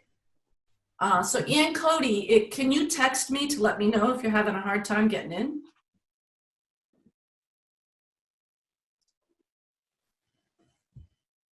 And while she does that, I would like to clarify something. And Katrina, please let me know if I'm wrong. Nothing we do tonight allows for beer, wine, liquor, anything to be sold there, right? Nothing. Right. And I don't know what their chances would be of getting a liquor license. Anyway. Whoa. I'm just, we can't say yes or no either way. We have no say in that. Right. So even if we don't approve it, the Board of Selectmen could later say a beer truck can go in there for an afternoon, right? Katrina? I don't know. I really don't know anything about liquor licenses, but it's a possibility. Yeah, it's not, the reason why we don't know is because it's not within our purview. Right. I do know if you want to ask me. No. Attorney Mann, what do you think about the possibility of a beer license or a liquor license being permitted in the school zone? So it's similar, Teresa's has a beer and wine, a full alcohol license, right? Because it's service indoors. The town had to approve it and review it. Any type of a liquor license of this nature would have to go through the town approval process in the ABCC. And as you know, any liquor license required has to be a certain distance away from a school. And you have to measure it as the crow flies from the building to the building. So wherever the alcohol would be served and consumed, whatever the, if you will, licensed premises is, must be outside of a 500-foot radius from the existing structure. And that's what the requirement. So I'm sure your client would be totally in favor of conditioning any approval to not requesting any liquor license. That's an illegal request for a condition. If it's 500 feet away, it's not this board's purview. I understand the desire to protect, and I understand Ms. Snyder's concern, but it's not this board's purview to make that decision. It is the purview of the selectmen, and I wouldn't think you would want to go that far. Number one. Number two, if the selectmen said yes, the school would be able to attend to say yes or no. Is there a possibility that they would do an event in the summertime where people could have a beer truck there? Yeah, there is definitely a possibility. You know, is there a possibility that the selectmen will say no? Yes. I mean, this is like an undifferentiated fear, and this is site plan approval. This is not rejectable. This is a permit by right. This truck can actually go there, but you can condition it on reasonable conditions. And if this board feels strongly that a liquor license should never be given for this particular site, it can always attend any kind of a hearing before the selectmen. We don't have anything pending now. Nothing pending now. Okay, well, I'm gonna either make a motion to continue or make a motion to vote no. Carolyn, Without would that it help to have a site walk? I think it would help to have a site walk. And the other question, I did have one more question. And I may have missed this. This will only ever be one food truck at a time, right? We're only proposing one food truck right now. Mm-hmm. So we can condition it, Craig, that it will only ever be one food truck, right? And it's only food. And only food. Oh yeah, absolutely. And I would hope that you would nail down the actual hours of operation and the seasons too, because that was kind of vague.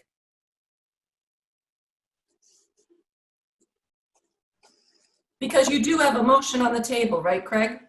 No, nobody's been making a motion yet. Nobody's made But a I would motion. ask, I do want the board to understand this, it takes a long time to get these things established. And if we do a site walk and we continue, that means we go to the end of May. And at the present time, it's a good time to get people to be economically driven and to create businesses.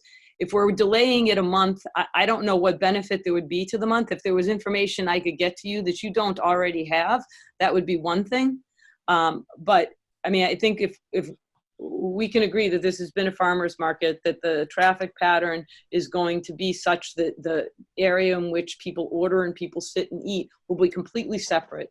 There is no intent to mix. You know, we've added the landscaping. It's a seasonal aspect, but to delay these people for another month could potentially make it not happen, because then you're going to have them not be able to set up and do what they need to do until later in June, and then taking away more from their season. And the point now is to try and make a business have a season.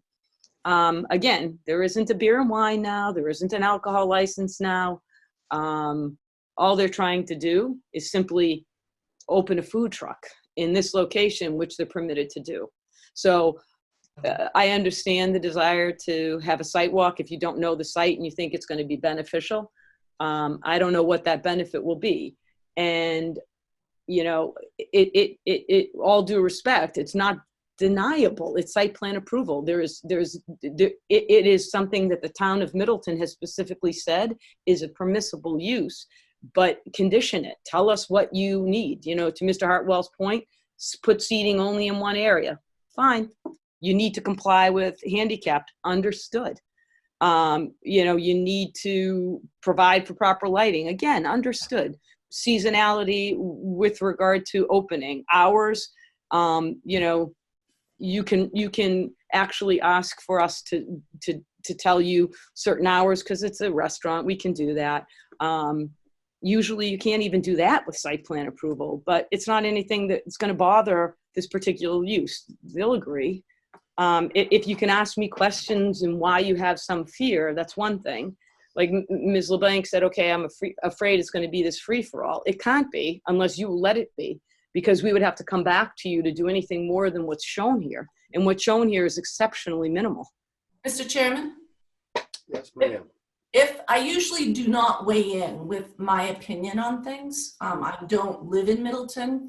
I work there. I'm the planner in Middleton.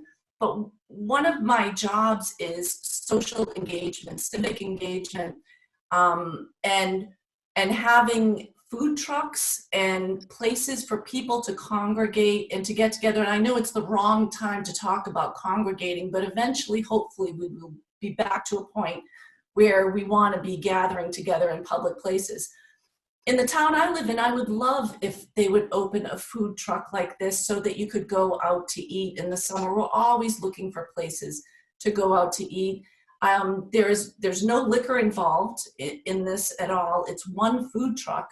And I think people will fall in love with it in Middleton. And I am hoping that if this works out, then maybe when we do the rezoning, we could actually come up with a definition of food truck or some kind of park, so that maybe in the future we could find a better place that we could have more than one, because I think it is a really good thing for the town. That's all. It's a great location because in the summertime when kids are playing baseball and they're out there in the fields, parents can come over, grab something to eat, and then go back. There's actually a way to even walk down. It couldn't be better. There's a park in the back where the kids play. It is adjacent to where the town's property is.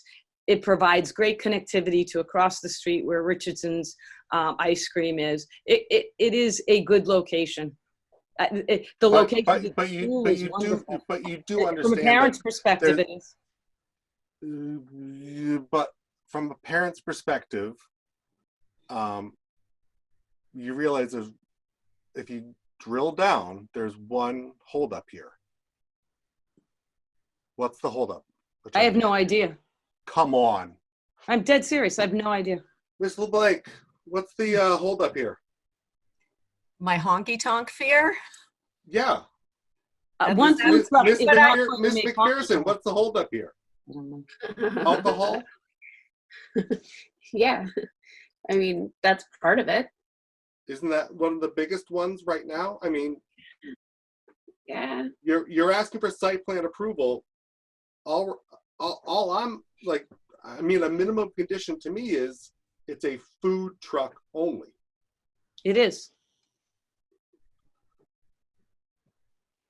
With no alcohol being served out of that platform. Again, it's a condition that isn't, Mr. Hartwell, I understand. This is not your purview to say no alcohol.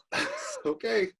It's completely. It's not arbitrary or capricious. So it is arbitrary and capricious. If you remember what the requirement would be, you cannot limit the right of a business to seek a legally available permit. They have no intention of doing it right now, but I can't restrict their rights to seek a legally available permit. For example, the farmers market sold wine. But not, sorry. They sold off-premises wine. They did. And you could taste it. And? Well, that was the thing. I couldn't consume it. But I will go out on a limb here and say I'm not against it.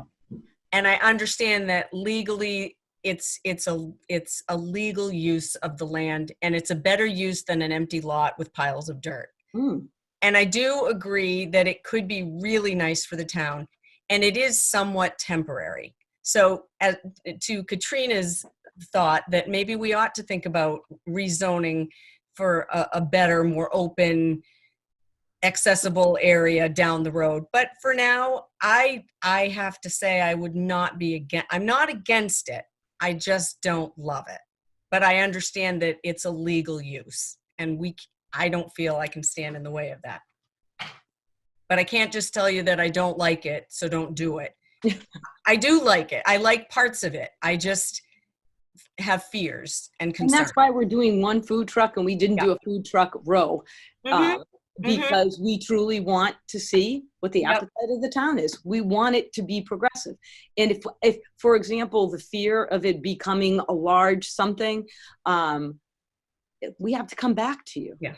I don't have the right, we don't have the right to Lot add big enough. anything. The lot wouldn't be big enough to have a zoo of trucks there, so. And even if it were, every time I want to add one, I have to come back to you to get permission to do that. Every time. Okay. Any other board members have any discussion? Ms. Cody? I see you. I'm here. Oh, good. Questions? No, I think it's a good start. We have a chance to control it now, and I think it's a good start. And we don't want to overthink it. Agreed. I will entertain a motion.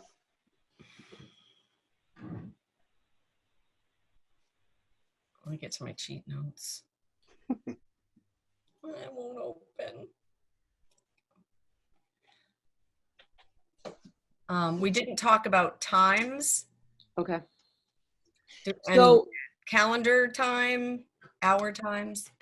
it's going to shut down in the wintertime when it snows. I think it's more a seasonal thing. For example, if we have a really nice November, it's going to stay open in November. Traditionally, it'll shut down. Leland, are you there? Yes. Yes. There you go. All right. Nice to join the conversation. Hello, everybody. Leland is going to be one of the principals of this enterprise. So Leland, what would be your months and hours of operation? Jim and I have discussed mid-May through October, and like you said, depend on the season and the weather towards the end of the season. We've also discussed, I know there's concerns about the school, also discussed not opening during lunch hours while school is in session and waiting for those hours to open up when school is out of session. We see it as an asset to the town, having both living in the community and children in the schools. We understand the difficulties with the parking over at Fuller Meadow. We've been there and we've done it. I also see the other end, as I mentioned, you have Little League going on there during the summer. They can come over, parents, and I know ourselves rushing home at 6:30, 7 o'clock to feed kids. If I have that option, then I could just bring them over there and get dinner. I understand what a resource that could be. So we have been flexible, or Jim and I have talked about being flexible and working with the town. We don't want to be a hindrance, but we certainly want to. We want the support of the town and want to be an asset to the community. So if it'd be mid-May to October with a little flexibility, what if your hours are, you would be closed when school is open during the lunchtime. So basically when school lets out, you don't want to create more traffic, but what would your hours of operation then be? Are they 10 to 8, like that's what they're looking for? We were talking about starting up at 4 o'clock when school is in session, ending about 8 o'clock. Then when school's out of session, running from 11:30 to 8 or 9. And I think that actually addressed the question from the principal, look, we don't want conflict. This actually answers that question in many, many ways, because now there won't be any conflict because you won't open until school is closed. So she won't have, the principal won't have that concern that you're going to interfere with her staff's parking or with people coming in and out of school and dropping off their children and picking them up. Correct. So to answer your question to the board members and to Ms. LeBlanc, Ms. Snyder, sorry, so to be 4 to 8 during school, and then 11:30 to, let's call it like 8:30, because in the summertime, the sun's out here until about 9:30. Why don't you just say 9? Okay.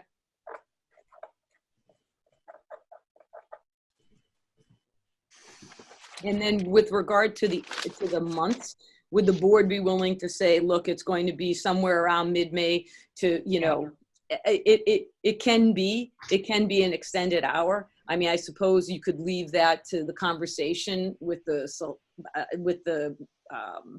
town planner or something with Ms. O'Leary, but we would like to be able to open. Mid-May is usually the only time you can open here. It's not going to be warm enough in April, as evidenced by the last few days and the snowstorms. But in October, we can have gorgeous October. Mhm. So I don't know if we You could. have through the end of October? I mean, even till like November 15th would be excellent.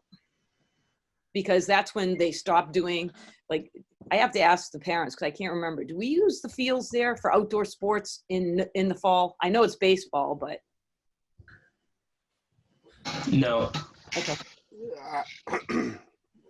I guess circling back,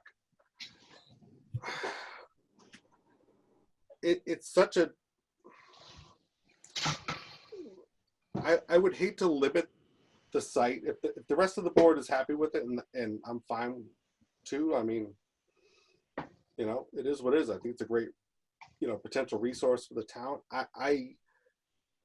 If we're going to go forward with it, I am a little reluctant to get nitpicky about hours and seasons and that kind of thing. Just because who the heck's going to police that? Like, we're going to send Scott out there every time an ice cream truck parks there during, you know, an off hour, or, you know, let's say there's a barbecue truck wants to go there, you know, or a ham truck wants to go there around Christmas or whatever. I mean, it is what it is. Like, we're saying we're allowing for a food truck to park in that footprint. Let's just, if we're going to go with it, let's just go with it. And, you know, the economy is going to dictate what works and what doesn't work. But I think better you than we need are. to have the seasons because it's a seasonal operation. So at least you need to have the seasons. It will not be operating. It most certainly will not be operating in the winter. It will not. And so just all you need is to say it's going to end on December 1st until April. So that will meet the Board of Health's requirement that it be seasonal. I agree. We do have to do that. And that is something you're supposed to do because of the port body. So, I mean, Leland, it gives you, you're only probably going to be open mid-May to October anyway, but April to, Katrina's point of December till April makes abundant sense to just extend the hours to be able to be open just in case. So April 1, December 1? Is that okay with the board? I think that's, Leland, is that good for you, that you be open April 1 to December 1? Yes. And it doesn't mean you have to be open. And we really don't mind, Katrina, truly, if the board wants to put in place the hours, or Mr. Hartwell, if the board wants to put place in hours because we're adjacent to the school. I don't think the intent is to conflict. So Yeah. I don't think that's But enough. we're going to do hours. Craig, you didn't want to do hours either? If you want to, it's fine with us. I think it would be beneficial to the school, but I'm speaking up too much already. Yeah, I'll defer to Diane about that. I mean, is she still there? Yeah. Oh yeah. Yeah, I'm She's here. unmuted. So, I mean, what is there a concern about lunchtime traffic? I'm not concerned about lunchtime traffic, to be honest with you. I'm concerned about from about 2:45 to 3:15. Yeah. It's bad. I'm trying to be careful because my superintendent could be watching me.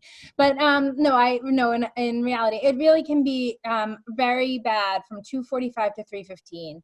So, I mean, at noon, you could be selling lobster rolls at noon. My teachers might be mad at me if I tell you not to open at noon. I mean, that's kind of what I was thinking a little bit. So, yeah, so I think a noon open is fine. If you, I mean, staffing wise, it could be a nightmare. 2 to 4 p.m.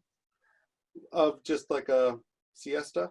I would even say like 2:30 to 3:30, really. Like, it's not a long time. It's really 2:45 to 3:15 is really the time that I would just ask you to avoid.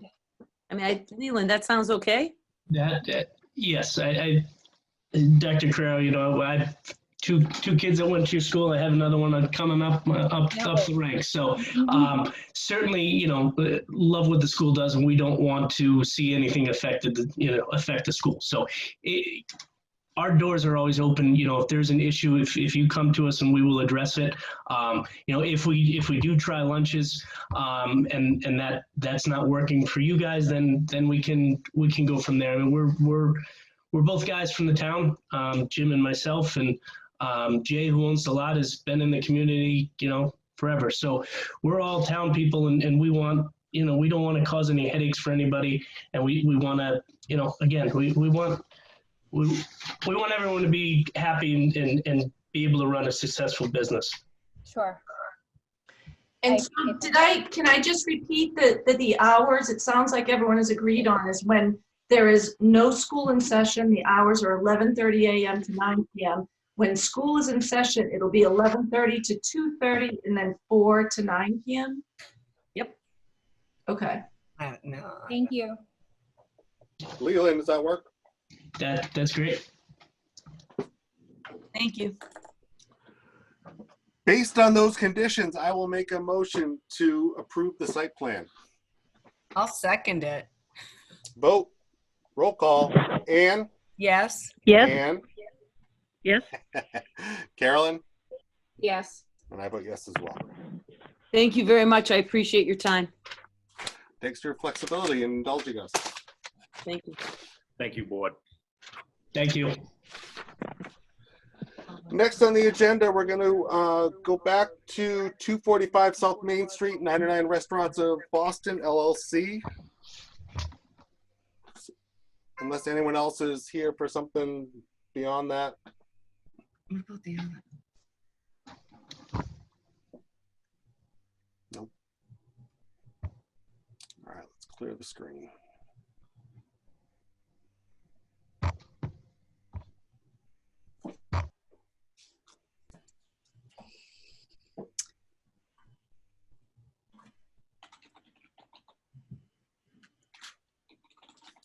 You want me to read it, Craig?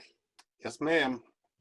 Okay. In accordance with the provisions of Chapter 40A, Section 11, Mass General Law, the Zoning Board of Appeals will hold a public hearing on March 26, 2020, at a virtual meeting space on the application of 99 Restaurants of Boston, LLC, for special permits under 9.4 pursuant to Section 3.3.21, authorizing the continued operation of a full-service restaurant with entertainment, which is a legally existing non-conforming use, in a new location with a larger footprint. 2, Section 3.3.73, authorizing the demolition of an existing non-conforming building and the reconstruction and relocation of a new larger building on a non-conforming lot. And 3, Section 5.2.7, pursuant to Section 5.2.11F, authorizing more than one wall sign on more than one side of a new building. And 4, site plan approval pursuant to Section 9.5 to approve the redevelopment of the property and reconstruction of a commercial structure as shown on the plans or any additional relief the board may find necessary on property located at 245 South Main Street and found on Assessor's Map 33, parcels 19E and 22. Plans are on file on the town website. Any person interested or wishing to be heard on the application should appear now.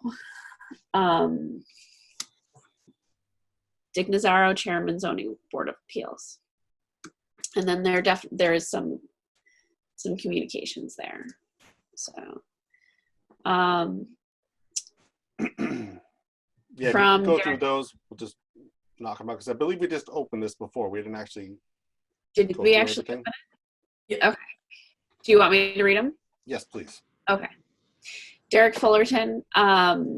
Overall, the site looks like much an improvement. I would recommend to request a sidewalk along River Street from South Main Street to the property line down River Street. Even better would be if an agreement could be established with the abutting property owner that could allow 99 to extend the sidewalk a little further past the vacant lot to connect to the newer daycare facility for better connectivity. A bike rack somewhere on the grounds near the building where bicycles can tie up to would be great. 99's to go designated parking spots. Request that the signs have no engine idling symbols on them. 2 choice flush toilets and waterless urinals would be desired for water conservancy and septic system longevity. The health department will further review the food establishment interior during the food establishment plan review process and the septic system during that process. From Chief Martinick, right now the plan looks good. Nothing pops out at us from the fire department side. I agree with Derek, a huge improvement over what is there now. I also agree with Derek on the sidewalks. I know sidewalks are a sore issue with these developments, but whether the developer or the town does it, it should be done. I will be at conference next week, but Sergeant Kessel's on duty.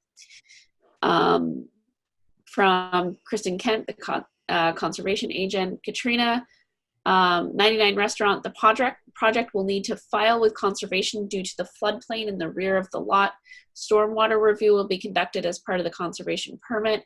With regard to the comment from the IDCRC, new stormwater regulations are encouraging the incorporation of rain gardens and similar natural measures to treat stormwater. If properly designed and maintained, a rain garden can be an attractive addition to the landscape of a property. Kristen Kent. I'm sorry, and these are the development review group minutes.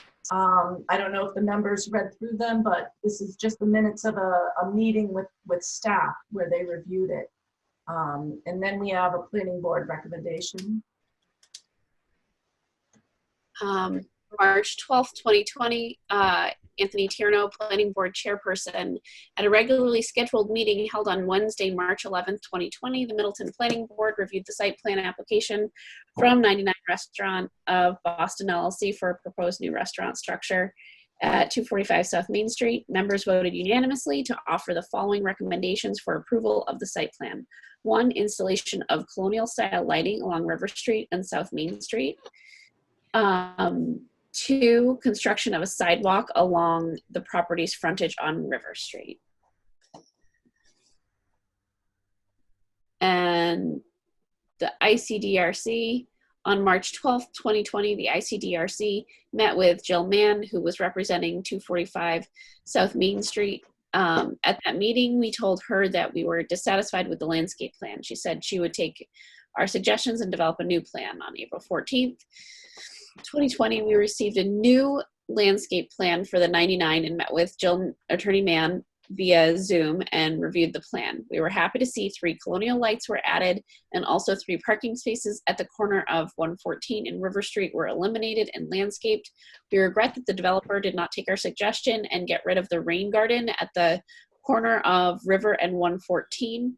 We feel this corner needs to look exceptional and a rain garden is ugly. The developer is in charge of this plan submitted and he or she could make this change easily. We hope you do not approve this plan with the rain garden. Otherwise, the rest of the plan is very good. Sincerely, Paul Richardson. Is there anything else? That's it. That's it. All right. Is there anyone here to speak in favor? Good evening. Jill Mann here on behalf of the 99 Restaurants of Boston and Ms. McPherson, congratulations. That was a lot of reading. And I'm still awake too. Oh my God. Yeah. So get your honey tea going. Yeah, really, honey tea and a little lemon. This particular property is well known to all of us in Middleton. It is on the corner of South Main Street and River Street, directly across from the Market Basket Plaza, and is the site of the old Daly's restaurant.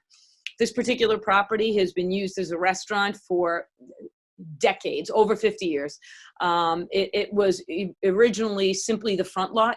So if you look at this locus plan that Ms. O'Leary is showing to you, it was originally only that little front piece.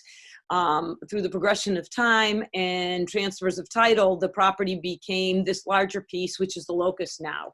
And it is a very large lot in comparison to what it had been.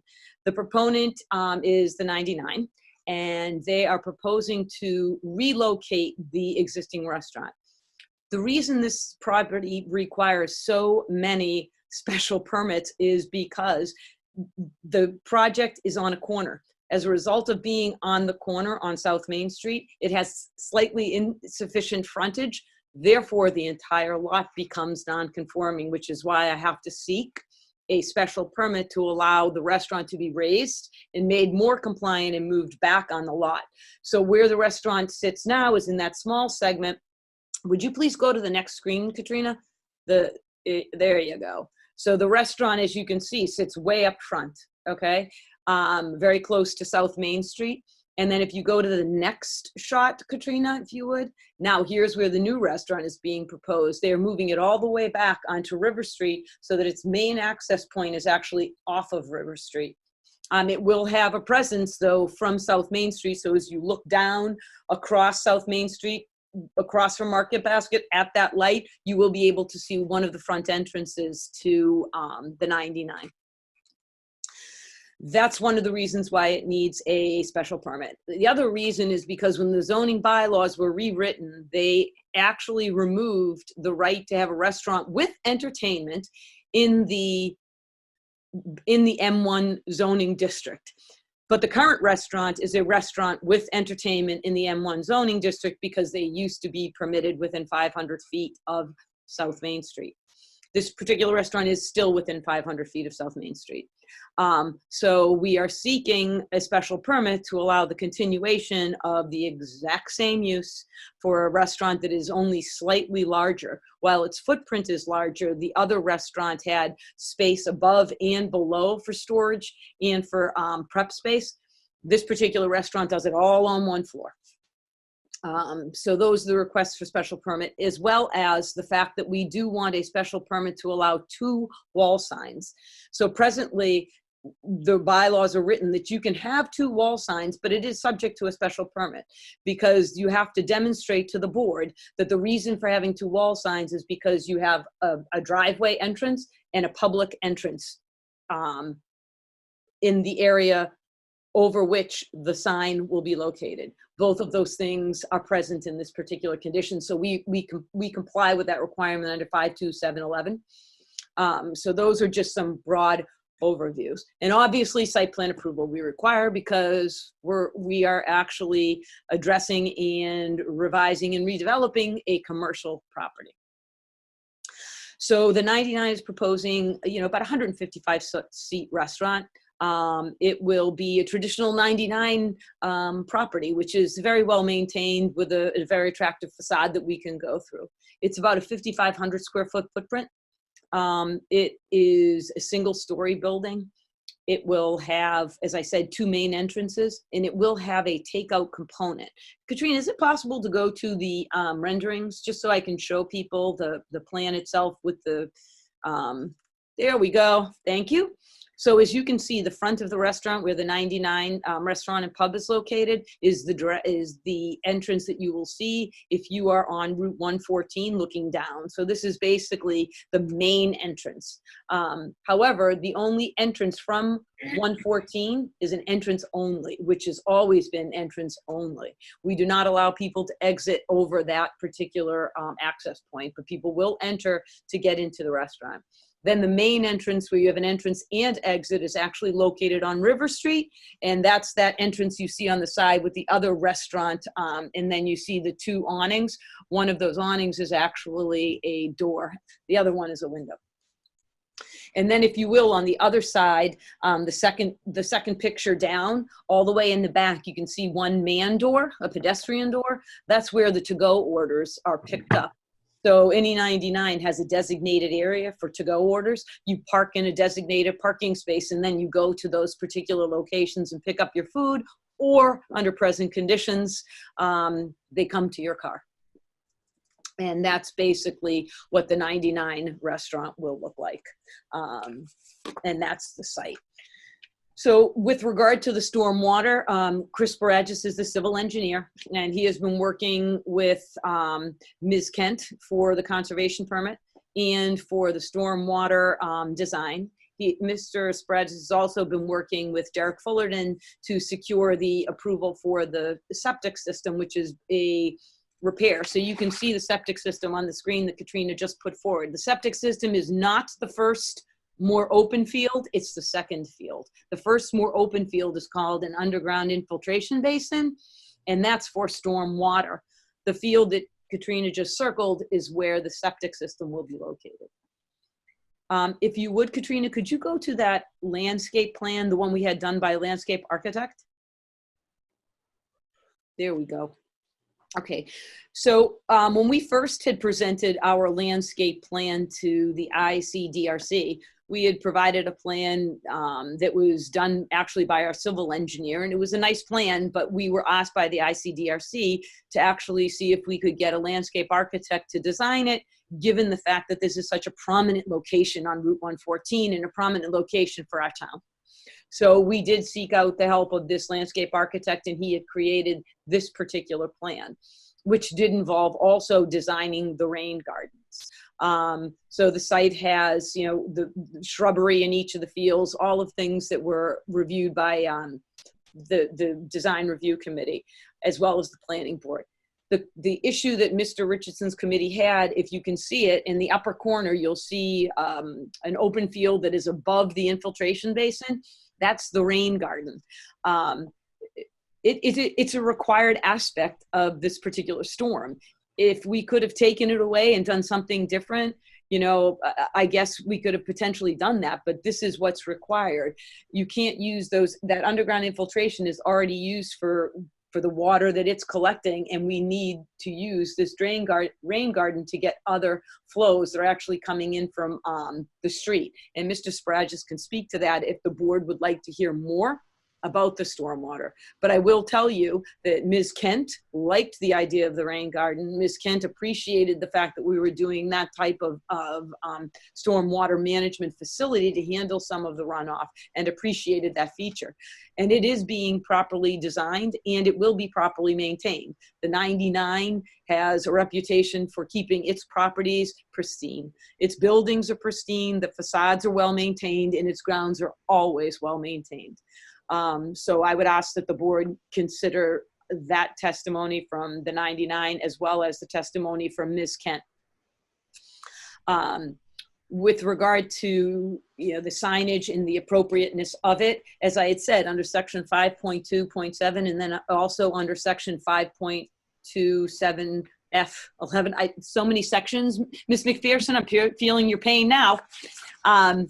That sign, the wall sign, so that's the pylon sign. So I guess I can refer to the pylon sign too. With regard to the pylon sign, we are simply keeping that which exists presently. We're going to use the same exact location and simply renovate the existing sign. So what you see is simply, if you will, a retrofit of the existing sign. The dimensions are a little smaller because you can see where the 99 comes up and Main Street Grill had a big bubble on top. This one has a smaller bubble for the 99. It is basically matches that, and pursuant to the sign guidelines that you are protected and the sign is grandfathered, and this is the sign that they are proposing to put up, and it will have the electronic sign. If you can go to the wall signs now, I think, Katrina, that's just on the renderings, but nonetheless, so with regard to the wall signs, they comply with the requirements. First of all, they are, the wall signs are located on the sides of the building that face River Street and 114, which is one of the requirements. The property has driveway entrances that face both of those signs. The new building has public access, basically, that will see that sign when they enter. The wall signs are above those public entrances. So as you can see, the location for the sign, it's actually right there. And then on the second sheet, it shows the other sign. And those are all above, there you go, above the entrance doors. I think it's down to the right. And you can see where there you go. That's the other entrance where people will enter the restaurant. And that is from the River Street side, is what you're seeing now. The new building has 54 feet of frontage along 114, and the wall sign facing 114 has an area of about 30 square feet on that side. The building has 94 feet of frontage on River Street, and that sign is about 66 square feet. So in total, for every linear foot of frontage you have, you combine them. You actually add you actually add the 54 to the 94, and you get basically 148 square feet of sign that you're permitted to use. And there is actually a little left over for what the 99 is using. So it complies with your sign regulations. And that's the basis upon which the special permit for the sign is being requested. It is obviously very important to have the signage on River Street, as that is going to be the in and the out. And then as well on Main Street, so that they can provide and communicate their brand to the passing public. Relative to the existing nonconformities, as I had said before, the property, the building itself is an existing nonconforming structure, and we are simply looking to relocate that in a preferable location. I think for many years, people have sought to have the building pushed back from 114 in the location it is, and to have the landscaping enhanced, which did occur.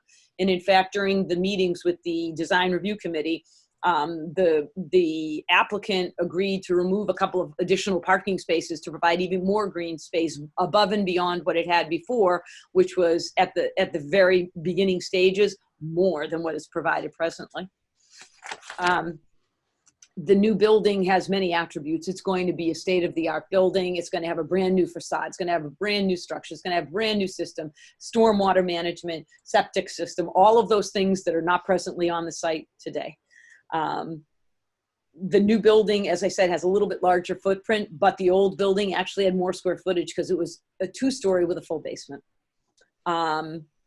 And again, with regard to why we're seeking the special permit, it's to provide a far superior location. With regard to the other special permit, as far as entertainment, this doesn't mean there's live bands and there's things going on that is going to be raucousy or in any way, create a nightclub. Entertainment for a restaurant, believe it or not, means a TV. So once you put a TV in, it's called a restaurant with entertainment, and that's what Daly's had. Or if you do, if anybody's ever been to Daly's and you have trivia night, that's entertainment.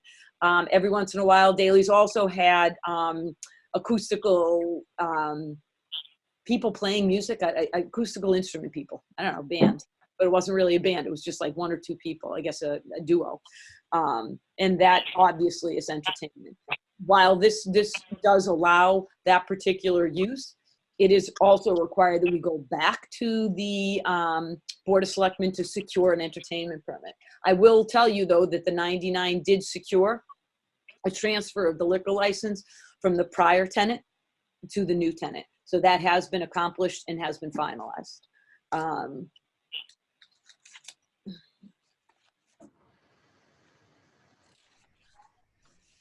So basically, based on all of those reasons, I do believe that this satisfies a community need, because in Middleton, we do need to create redevelopment when we have buildings that are otherwise not cared for or insufficient of structure and maintenance. And that's what this particular renovation and redevelopment, I should say, does. There is parking provided. There's more than 95 parking spaces, which more than addresses the needs that will be generated by this particular enterprise. In addition to that, the traffic flow has been designed, if you want to go to the site plan, Katrina, has been designed by Williams and Sparagis, and allows for traffic to have the 3rd page, I think. It allows for traffic to enter and exit property properly. In addition to that, it maintains the entrance off of South Main Street as simply an entrance and not an entrance and an exit, which means people will not try to use this particular property for a cut through. It definitely provides for the amenity that the town likes to have in this area. We're used to having a restaurant in this particular location, and the fact that it's been abandoned for over a year has created a lot of requests by the town to have it redeveloped and made to look pristine, which is what's being proposed. In addition to that, obviously, it's going to increase our available tax base. A new restaurant will have a larger tax base than the old one, and we're hoping that this particular restaurant will be exceptionally successful and therefore bring in even more sales and meal tax revenue and higher.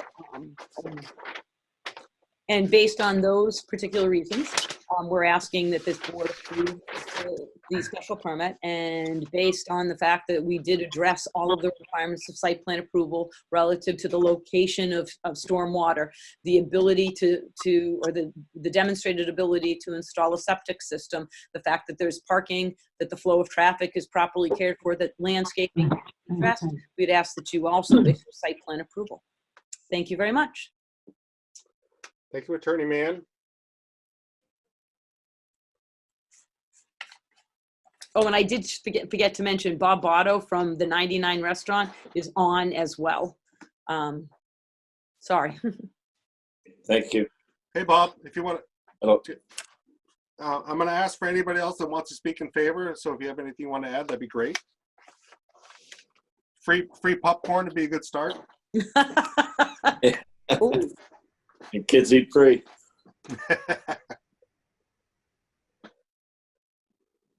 Is there anyone else in favor that would like to speak? Hearing none, is there anyone in opposition?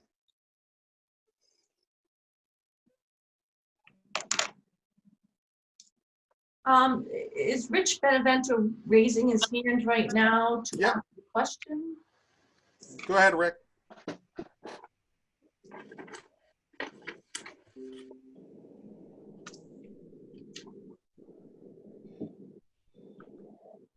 Oh, I think he's. Oh, his phone? Okay, you're unmuted. There we go. Thank you. Again, Rich Benevento, 56 Peasley Circle. So this one has a little bit of interest to me. Just as a little background, just so I'm not just a resident who is going to make claims and this and that. I'm the owner and president of World Tech Engineering in Woburn. We are highway engineers, traffic engineers. We've actually done work for the town of Middleton.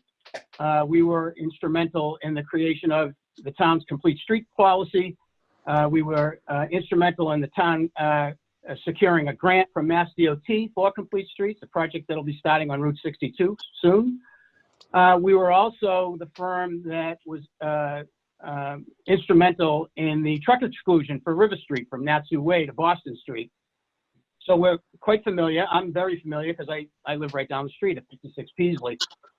One of the things that has been I think an area of concern for residents as well as town officials, and we heard from Derek and I think the police chief and others, is pedestrian accessibility. Essentially a sidewalk on River Street. The town's complete streets policy, and if you just indulge me for a minute, it says that the policy will focus on developing a connected, integrated network that serves all road users. And it says that the policy is really integrated for all types of design, public and private. And it also said implementation of the town's complete street policy will be carried out cooperatively with relevant developments in the town among private developers. So I think that it's important that we include with this project, as again, Derek and others have also suggested, a sidewalk along River Street. I know that Brett McKinley, when he put in Magical Beginnings, he actually wanted to put a sidewalk in. So I think the request of the suggestion that this actually extend to provide connectivity to the sidewalk at Magical Beginnings would be a prudent step. And I think eventually we try and get the sidewalk all the way down to Natsu Way. I know that when Riverview Park went in, Tom Katsipetsis and the development at Riverview Park also included a sidewalk. If there are gaps in that sidewalk, that's precisely what the Complete Streets program does. Katrina can probably talk about that as well, where the town could request funding to fill in those gaps that remain after these development projects have accommodated the town with that. So that's one thing. The second thing is when Market Basket was developed and the intersection on 114 was redesigned, unfortunately, the receiving lane onto River Street, the town didn't, the developer didn't have the opportunity to access right away. So the receiving lane coming onto River Street is substandard. And you don't have to be, you know, an engineer to figure that out. If you're sitting in the through lane or the left turn lane on River Street, a lot of times you're wondering when someone's making a left turn off of 114, is this guy going to hit me? And you know, so that is, I actually went out and measured it. The lane is like around 10 feet wide, which is substandard under any circumstance. The other thing too is right turners, trucks making right turns on 114 eastbound onto River Street. If you go out there, you'll see that most of the trucks are up over the curb and on the mulched area because they can't adequately make that turn.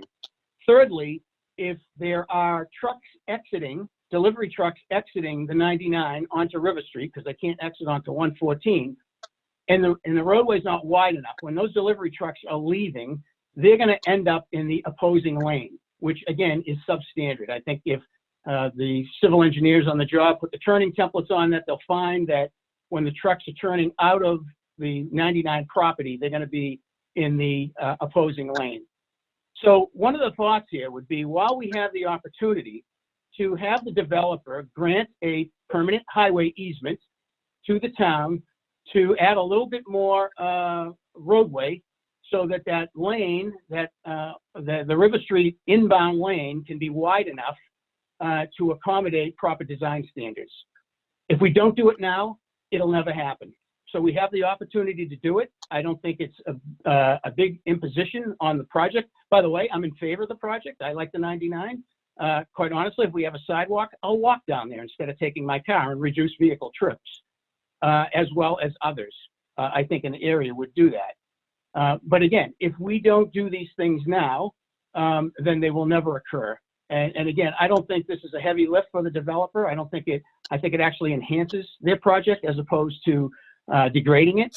And I think there's a lot of people, both town officials as well as residents of River Street, that would like to see this happen. And again, I would be in favor of the project as long as these are being considered.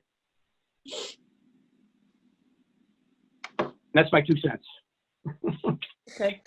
Thank you very much. Go ahead, Katrina. Do you want me to answer, Craig? Please.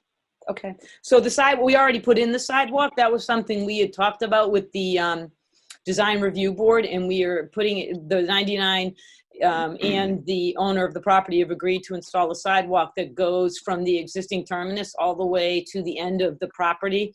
That is the, there you go.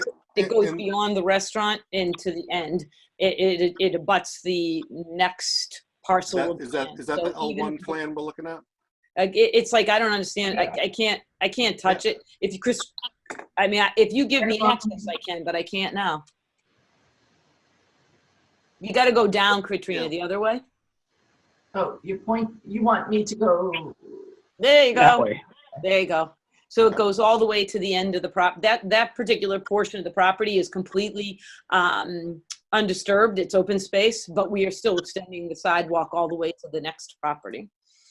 With regard to an easement for River Street, if there had been some sort of a plan that we can see for an easement area, what that entails, what you're talking about. I mean, the town has done literally nothing. This is the first time I've ever heard of touching River Street, and I've lived here for a very long time. It wasn't the town asking that question. Pardon? Well, I know, but I'm just explaining to the board. I mean, I don't know what that means. I don't know what the easement would be. I don't know where the road would go. I don't know how far back. I don't know what that would mean for septic. It means widening. It means widening. Hold on. Whoa. Expand means, but I don't know where. I don't know. You have to understand that we have certain restrictions relative to parking. We have structures in the way. We have distances we need to maintain to lot lines. We have, there's a tremendous number of issues attendant to that. I don't know how much area would be needed to make this turn. It's been this way. I think I've represented Mike Daly on this particular property for almost 20 years, and it's been this way. So I just have to say that, with all due respect, I don't think this is a simple fix. I don't think we even know what it would be. But that's basically it. I mean, Chris, I think, are you there? Chris, you're muted, I think, but is it possible, Craig, to unmute Chris? Is that better? Yeah, there you go. Thank you very much. So this is Chris Sparagis, the civil engineer from Williams and Sparagis, who designed the site on behalf of the 99. Thank you, Mr. Chairman. As Jill said, Chris Sparagis. I know that the right-hand lane, as folks turn out of the daily restaurant property, and they take a right-hand turn out of our River Street entrance and head towards the light at 114, that lane is actually rather wide. The way the road is striped there, it allows for almost a 16-foot wide lane on our side of the street. Granted, across the double yellow lines for folks that are heading back towards Peasley Circle and Tom Kay's other development, that lane, varies, anywhere from 11 to 12 feet wide. I don't see that as being a problem there at our entrance. And as we approach the light, as the left-hand turn lane starts to emerge, the pavement gets, quite a bit wider as we're heading in that direction. We didn't identify it as a problem. That's all I can say about that right now.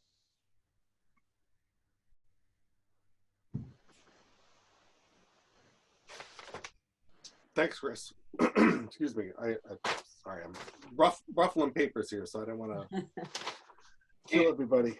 Is there anyone else to speak in favor? Hearing none, is there anyone else to speak in opposition?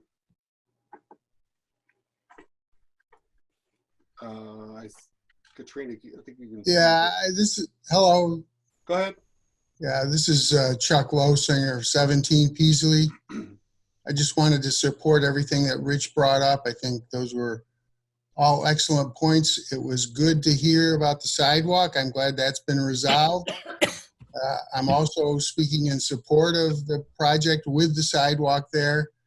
And I agree with Rich that the town should take some opportunity to resolve the traffic problems that very clearly exist, which are not necessarily caused by the 99 watts, but very clearly there are serious traffic problems at that intersection, and I would support any process, including private developers that can volunteer to help out with the situation. Thank you.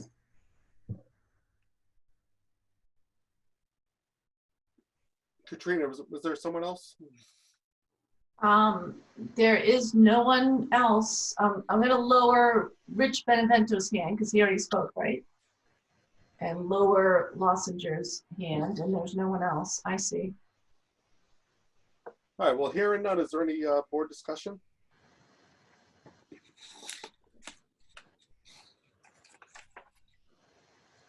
Could I just add, Chairman, that the town is working on sidewalks on River Street, and we are really thankful to the 99 for actually listening to us and installing a sidewalk on the land. They're building it for us.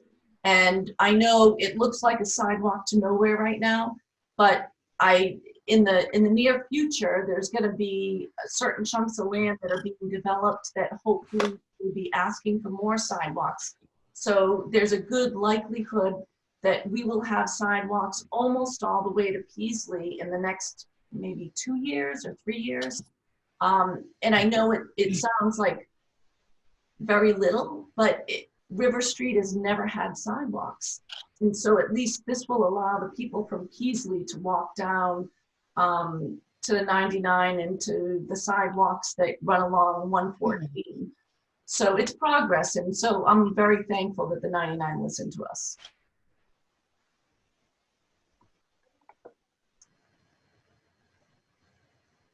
Thanks, Katrina. Anyone else? Any other board members? I just have a question. Am I on? I had a question on the proposed rain garden. What was the concern about it? Because I don't get it. I don't get it they either. seemed intent upon not having it, but so My understanding, I'm just going to repeat what Mr. Richardson said during the meeting, as well as a couple of the other board members. They were fearful that it wouldn't be maintained. And, you know, I think maybe sometimes when you have certain landowners or certain property owners, it doesn't get maintained. But in this particular instance, I think if you go to any property that the 99 has, they're always very well maintained. It was actually designed by a landscape architect. We didn't just, you know, throw in some plants and be done with it. Number one. Number two, that particular garden, which Chris can attest to, and why Kristen rang in, was because a rain garden requires the planting of certain shrubs and certain plants. And when well maintained, they actually are an attribute. It beats having nothing. So that's all I can say is he feared that it wouldn't be well maintained and felt that it would be an eyesore. He said ugly in his letter, and I don't understand how a green planted area that I think, Chris, this is not a basin, by the way, and I think I need to make that clear. So Ms.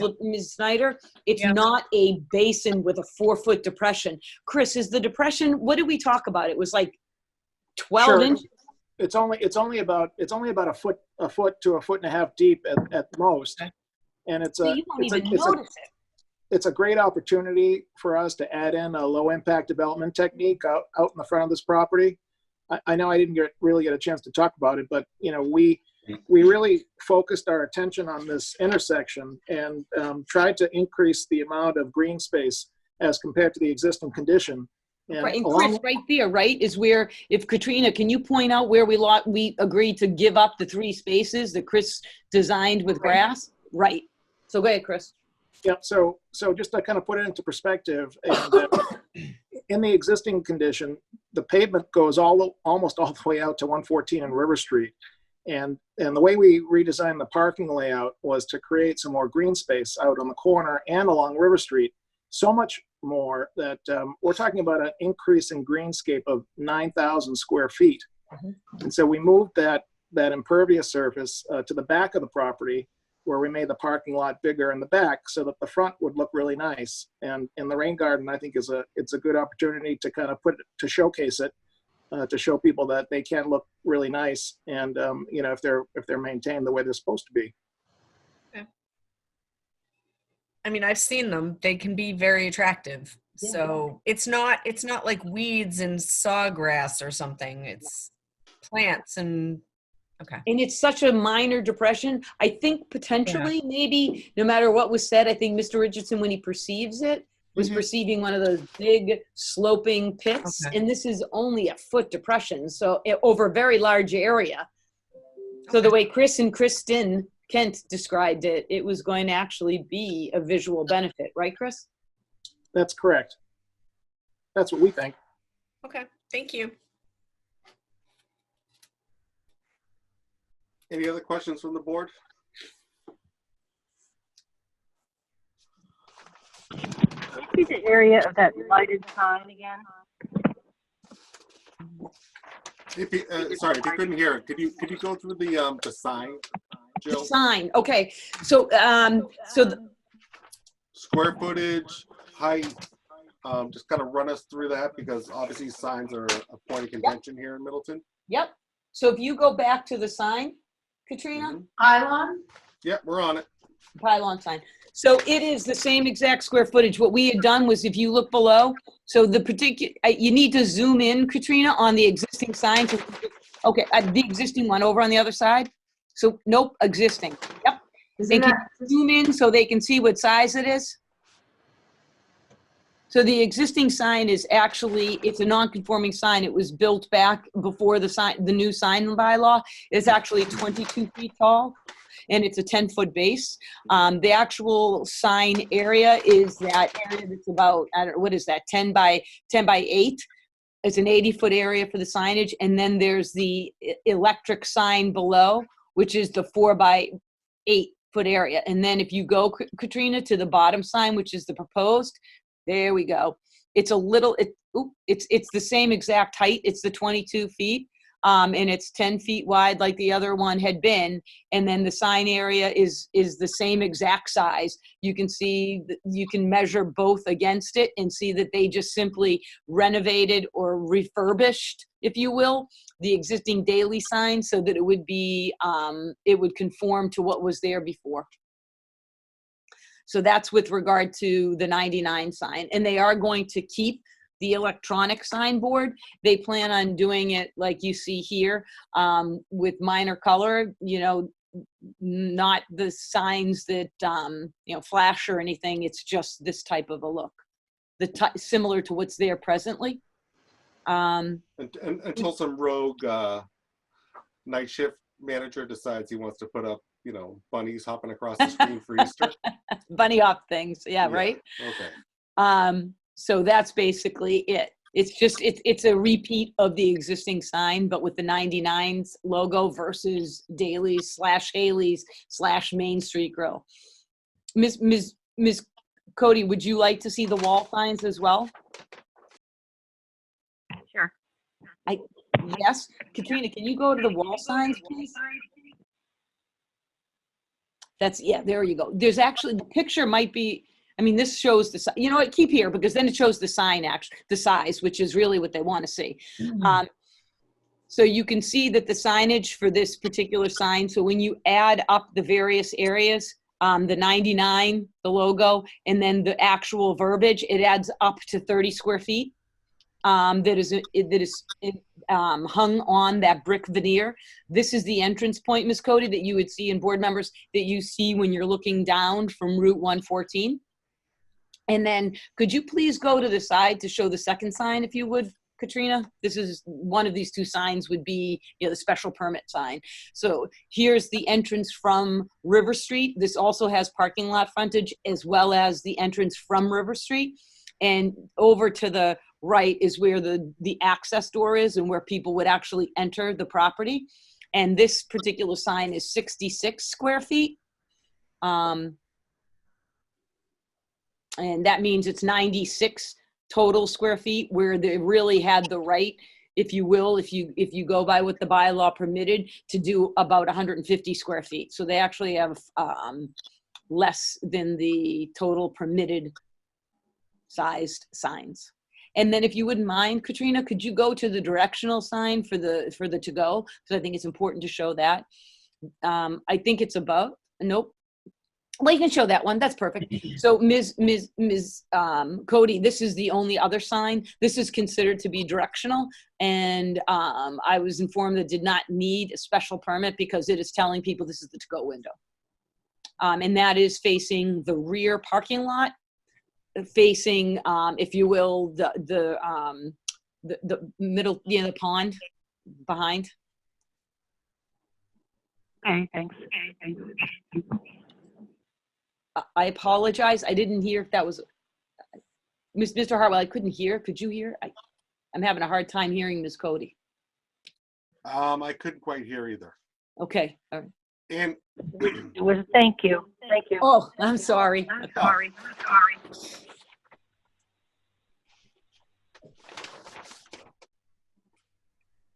all right, and any other questions? The dumpsters? Oh, that's a great question. You know what? I apologize. I forgot. These dumpsters are very unique. Can you go to the site plan, Katrina, please? So the dumpsters for the 99, they don't locate them far away from the building. They locate them adjacent to the building. So if you go to the third page, please, Katrina. So when Chris Baragis, right there, it's perfect. When Chris Baragis was designing it, he did originally have the dumpsters in a different location in the back of the parking lot. But in fact, where they locate, and can you blow this picture up, Katrina, to show the rear of the building facing going toward River Street, if you would? Because those are the areas. So on the back of the building, Katrina, can you make that larger? Yeah, just give me 1 second. I got. Oh, you do that, Craig? Yeah, just a second. Hopefully she gives me her approval. I see it.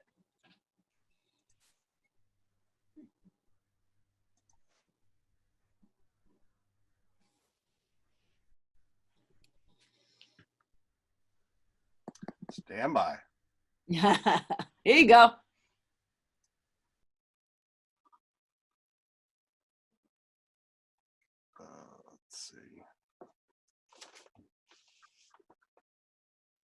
1 second.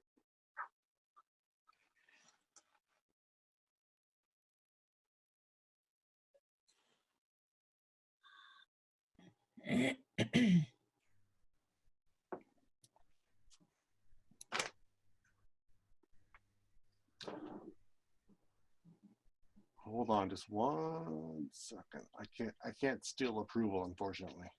No, but I can describe it anyway. If you Yep. see those boxes to the far back of the restaurant, there's the first box, which is the freezer, the second box, which is the like refrigeration, and then that third box is trash. So they actually have it against the building, fully enclosed, and you wouldn't even know it's there. And then the way the trucks come to pick it up is they enter through that driveway that's adjacent to the back, and then they back in, pick up any refuse, and leave. So it's actually in a location that's apart from the general entering population, if you will, but it's still adjacent to the building to provide better access for employees so they don't have to walk all the way to the back of the parking lot. So that's where it is. Let's see what we're doing here. Oh, I'm back. oh, What do you need? What do you need? What do you need? What do you need? What do you need? Why is there an echo?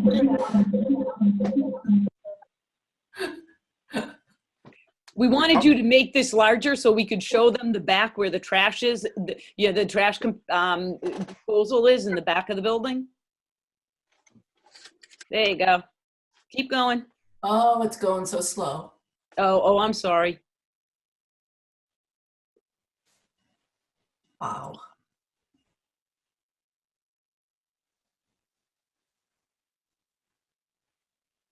Which one are we going to? Right there is fine. That picture Okay. right there is beautiful. If you just make it a little bit larger and then everybody can see it more clearly, that's all.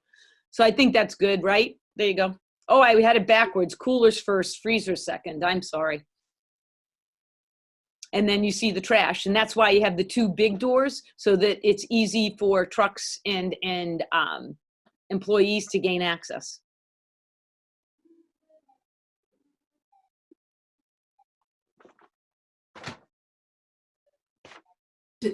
Is someone talking?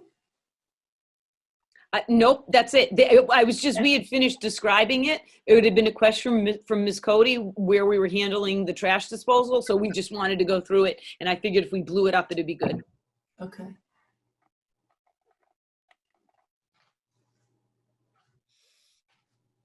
So any other questions? no, nothing for the board. Any of the board members feel they need a site walk for this one? I don't. No.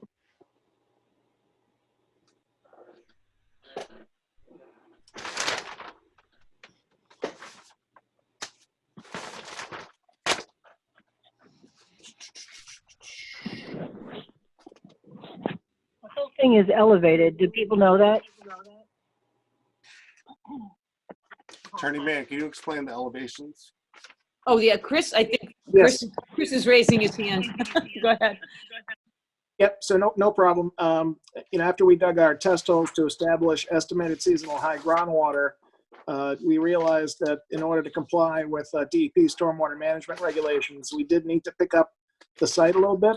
And so, yes, that's actually going to increase the distance from the bottom of the septic system and the bottom of the infiltration systems to give us some more distance from the bottom of those to the high groundwater. So the site is coming up a few feet in some areas.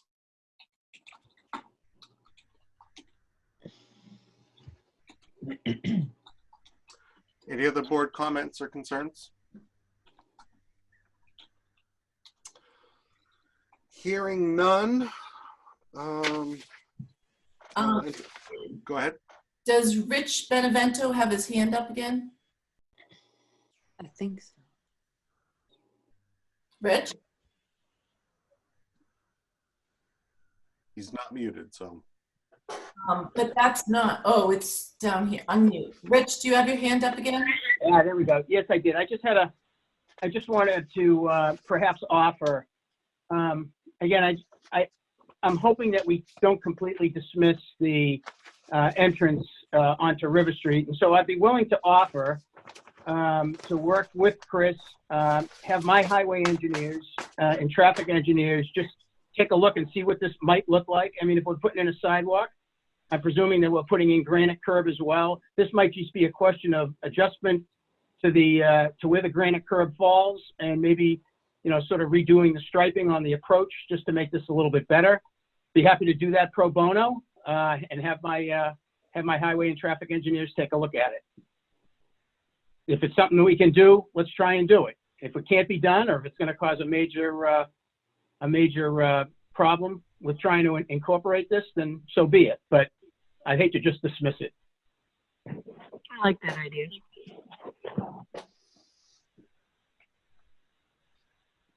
So I'm not sure how to incorporate that. If it was, you know, something that even the board was even willing to entertain. I don't know. Well, I mean, you're incorporating other things like the sidewalk and that, right? They're in the plan, so they just approved the site plan as is. Right. Just ask them to sit down together. We don't have to make it part of the decision. If it's not part of the decision, I guess what's the point? Yeah.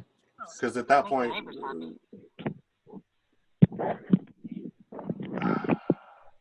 And the people driving in and out.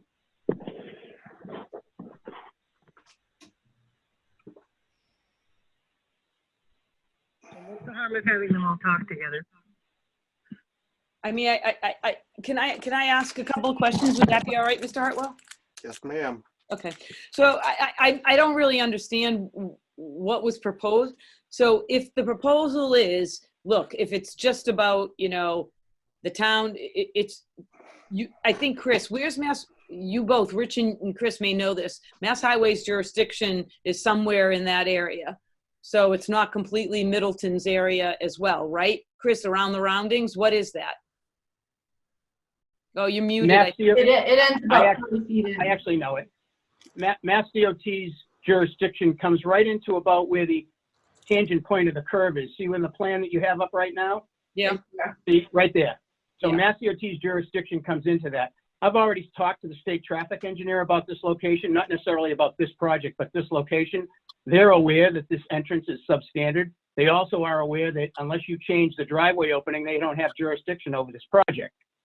But they would be more than willing to see this thing improved. They know it's substandard. But my point is, my point is this. I think you're looking to also expand on the opposite side of the street. That's where that weirdness is. No. Okay.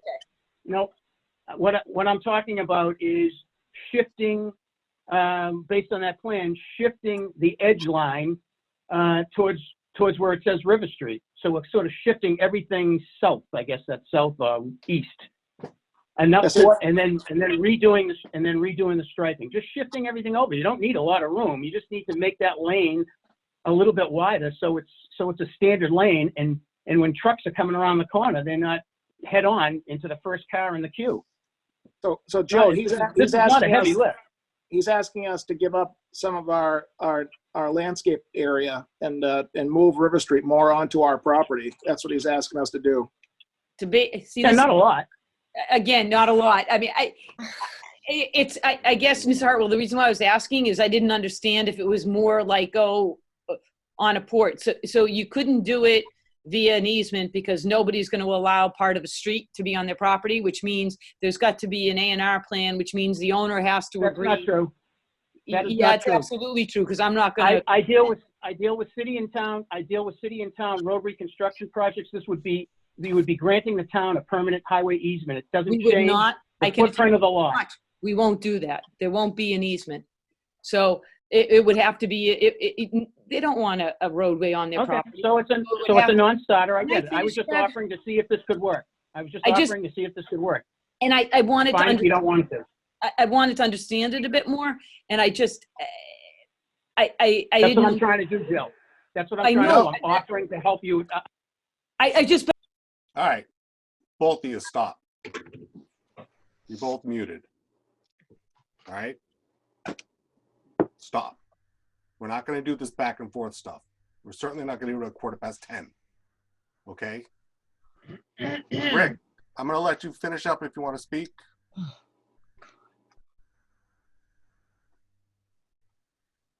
Which one? Rich? Rich? Oh, Yep. Rich. Oh, sorry. Sorry. Like I said, if it can work, it can work. I'm offering at no cost to the town and at no cost to the developer. It's not like the town has gone out and hired a developer, a consultant to do a peer review. I'm offering to do this, number one, as a resident of the town, right? And number two, as someone who actually goes through this intersection and has to deal with it all the time, I think it could be made safer. And why not at least see if this can work without being at a major imposition on the developer?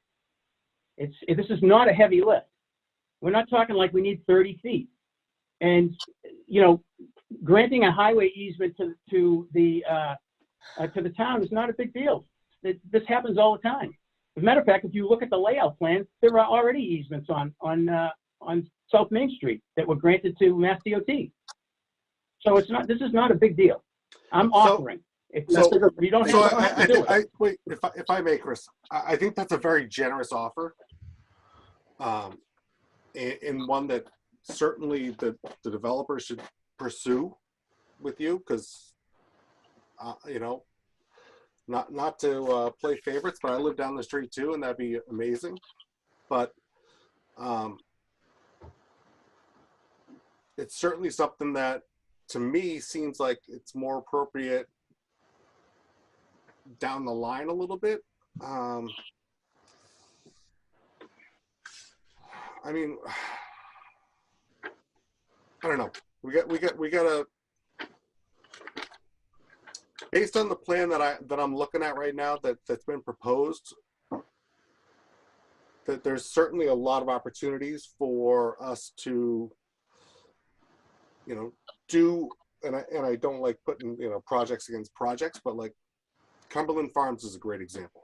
I mean, they bent over backwards, went out of their way. I think they spent 18 months going through the design process, and you know, to work in their project on an iconic corner of our town, which we don't have many, but of which this is now one.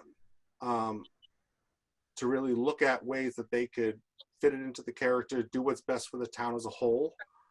So there might be some opportunities there. I just figured I'd point that out.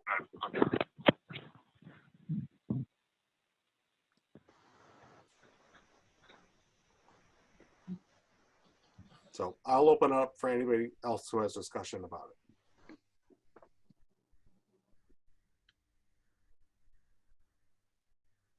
I agree with you, Craig. Do they maybe want to come back next month?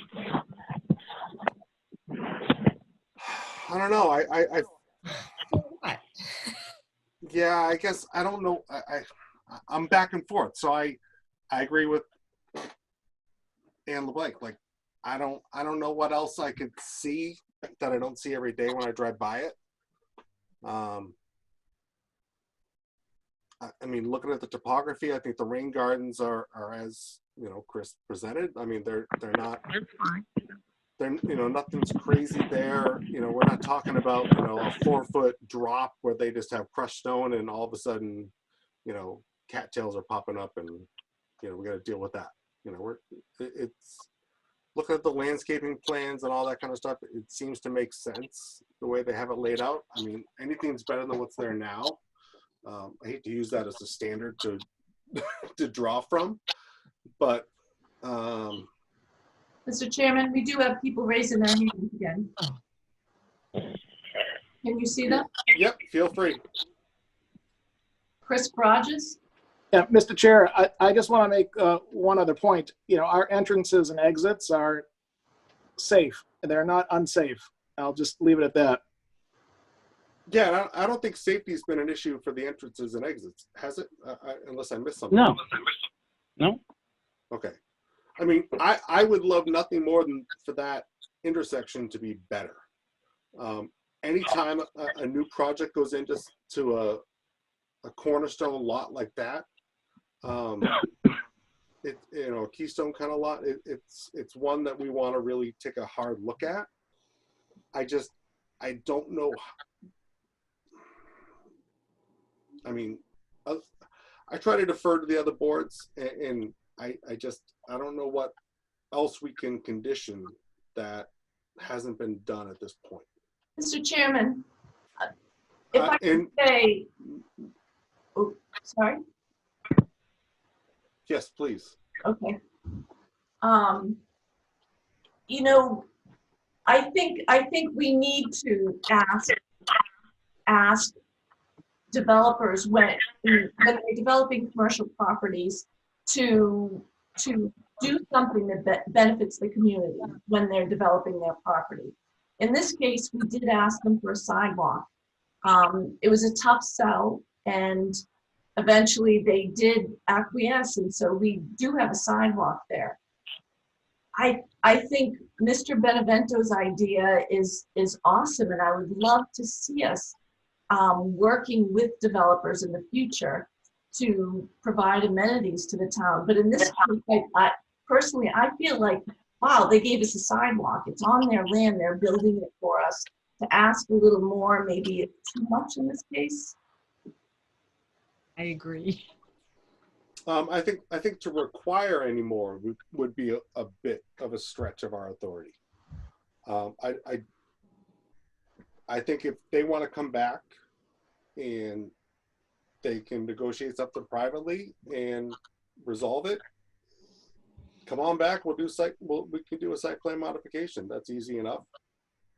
You know, I mean, the grand scheme of things, if they think that that's going to improve the property and, you know, generate some goodwill with the community and all that, that's up to them. But, you know, given the proposal that's before us, I don't understand where else we can push. And I don't know why we would. I mean, they're already improving it as much as they are. They've kind of done everything that, not everything that we would want as a town, but what I think we would like for developers to do. I mean, looking at the layouts, I'm just, you know, spitballing here. I mean, it's really, I mean, other than, you know, the sign, which nobody likes, you know, cookie cutter signs in Middleton, but, you know, it's better than what we're looking at now. And I mean, if I had any criticism in terms of aesthetics, you know, it might be to the bottom of it. You know, if it was something more like, you know, the stonework that we require from a lot of our other developers for properties along 114, that might be one thing. But let's not throw the baby out with the bathwater here. It sounds like you may be ready for a motion. Is there any other discussion from the board? Nope.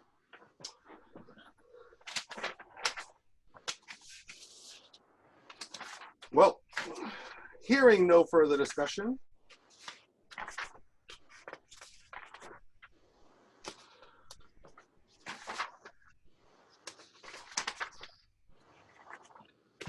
I will make a motion that the board accept the following findings. That the proposed use will serve the proposed project will serve a community need. It's in the best interest of the town and the neighborhood to have the petitioner reopen a business at the property. The board will be supporting the redevelopment of this property that has been visibly distressed for years, and it's in the best interest of the community as a whole. 2, the petitioner has frontage on South Main Street and River Street. The main entrance to the restaurant will be on River Street. Tweak this a little. The revised layout of the property provides visitors and occupants, as well as first responders, adequate access for, entering, exiting, navigating safely through the property. The proposed site improvements are supported by the utilities on the property. It certainly exceeds the minimum development standards required by the bylaws. The design properly considers lighting requirements, signage, which is below what's currently there.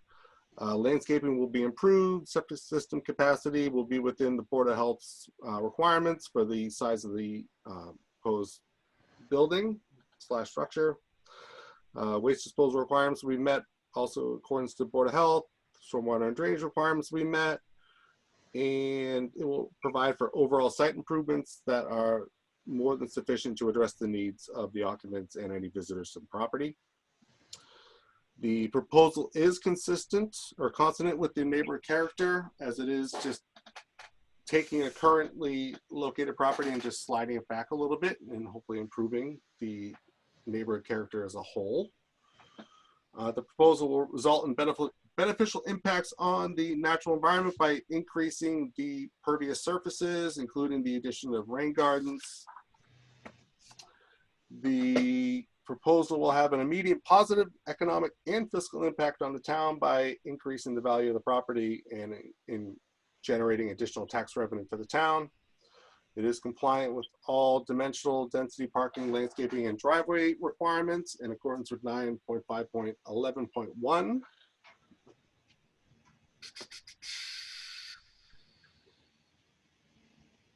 Could you tell me what page you're on?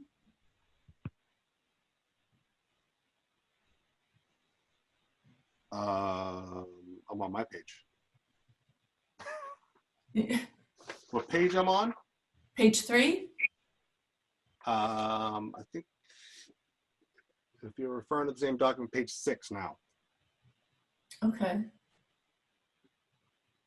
I don't have a page 6. Attorney Mann, do you have something? Nope. Sorry, your hand up. Oh, I'm sorry. I apologize. Put your hand I up. apologize. I don't know how to take it down. Got it. Okay.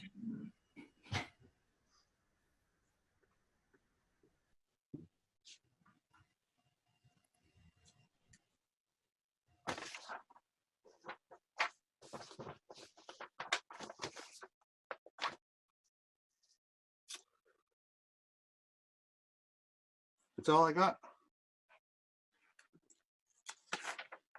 You Do I have a second? Second. Vote. Ann, Yes. Ann Cody, Yes. Ann LeBlanc, Yes. Carolyn, Yes. and I have a yes as well. Based on those findings, I make a motion that the board, make sure we get all this, the special permit, approve the special permit under 9.4 pursuant to section 3.3.2, paragraph 1, authorizing the continued operation of a full-service restaurant with entertainment. Do I have a second? I'll second it. Ann LeBlanc seconded. Do I have a vote? Ann LeBlanc Yes. and Cody? Yep. Carolyn? Yes. I have a yes as well. Based on those findings, I also make a motion to approve the special permit on 9.4 pursuant to section 3.3.7, paragraph 3, authorizing the demolition of existing non-conforming building and the reconstruction and relocation of a larger structure in a different location. Do I have a second? Yes. Second. Ann LeBlanc seconded. Do I have a vote? Ann LeBlanc Yes. and Cody? Yep. Carolyn? Yes. And I vote yes as well.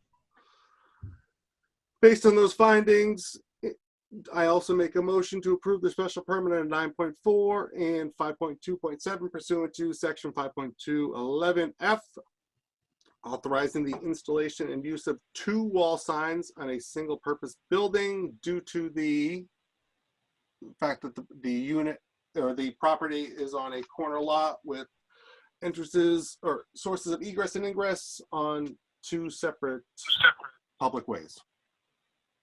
Do I I'll have a second it. Second it. Vote. Ann? Yes. Ann? Yes. Carolyn? Yes. And I have a yes as well. Pursuant to those findings and based on the conditions there too, I make a motion to approve the site plan under section 9.5 to redevelop the property and reconstruct a commercial structure as shown on the previously submitted plans. So I have a second. I'll second it. Vote. Ann? Yes. Yes. Ann? Caroline? Carolyn? Yes.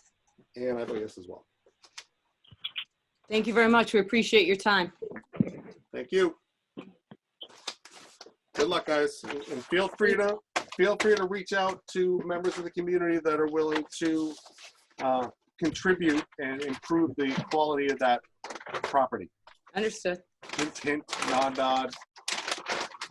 Right. I'm sure the board would be amenable to entertaining any site plan modifications that might be in the works. Thank you. Thank you, ma'am.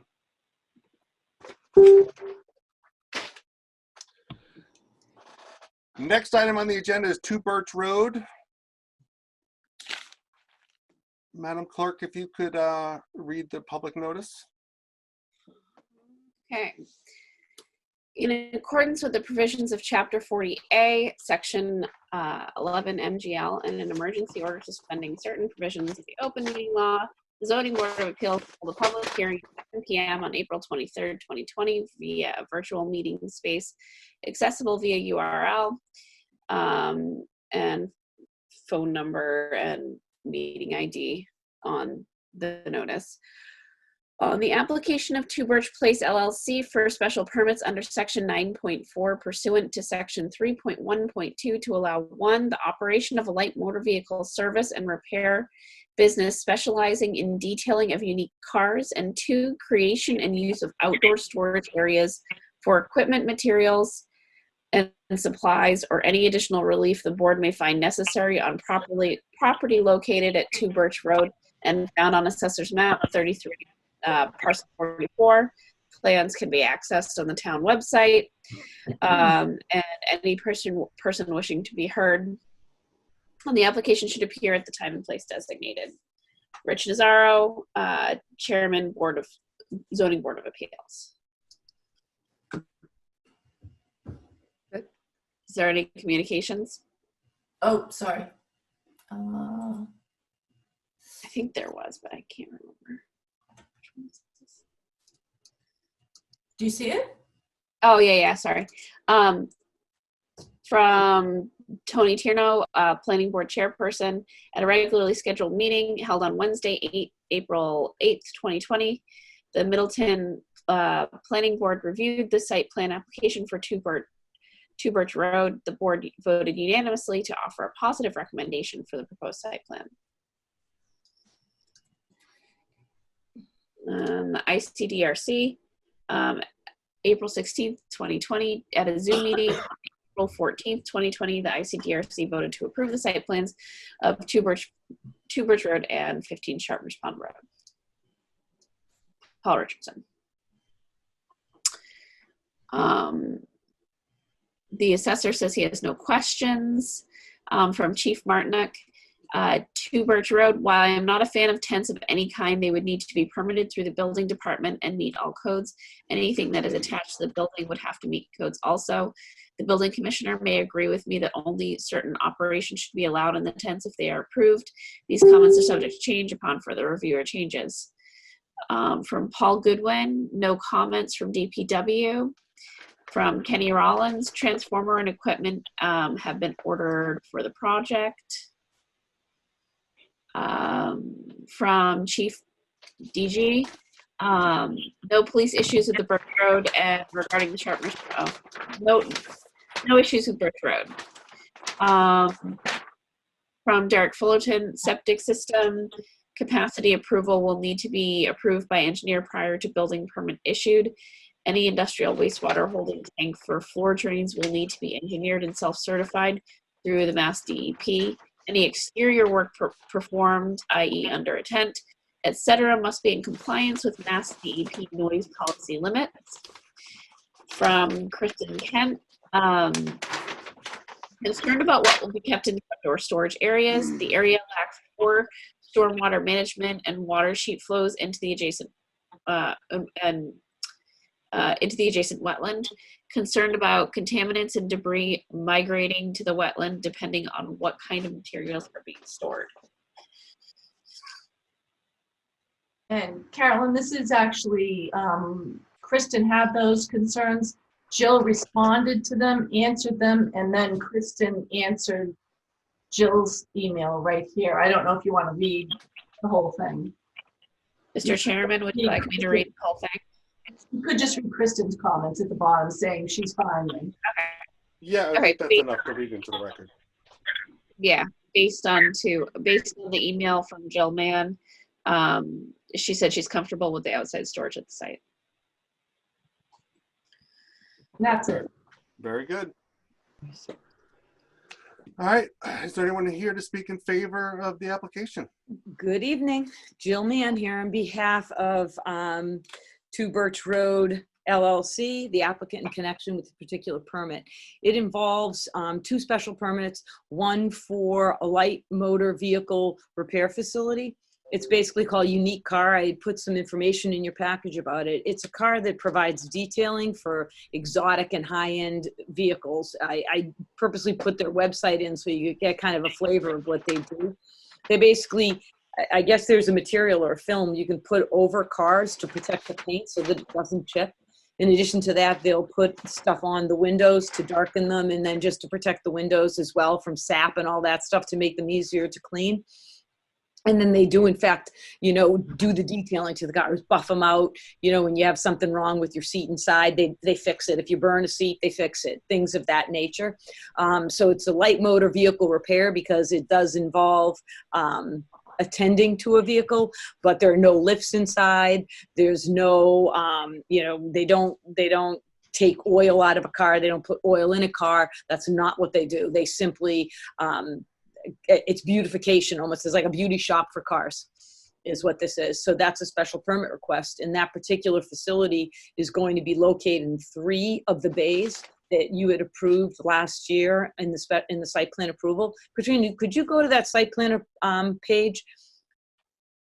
So basically, when Katrina moves it down just a bit, And then there we go. Okay. So if you can make it a little bit bigger, great. Okay, so in the back of the building, Katrina, can you just point out where the new addition is? So where the new addition is, they're taking the 3 spaces exactly right in this area. It's about 5,200 square feet, and that's what they're taking for interior space. There are floor drains in there so that if there is any kind of an issue, because you're bringing a vehicle inside, it's protected because there are floor drains inside. The cars will not be stored outside. They'll only be stored inside. And when they're being worked on or when they come to the property, and then when people come to pick them up, they pick them up and they leave. So that's what that unit is right there. As far as the storage areas, what ended up happening was Kristen was concerned because, what are you putting in storage areas? Because a lot of times you'll have people, maybe like a landscaper, using them, where you'll have materials that can migrate off site if you have a storm event.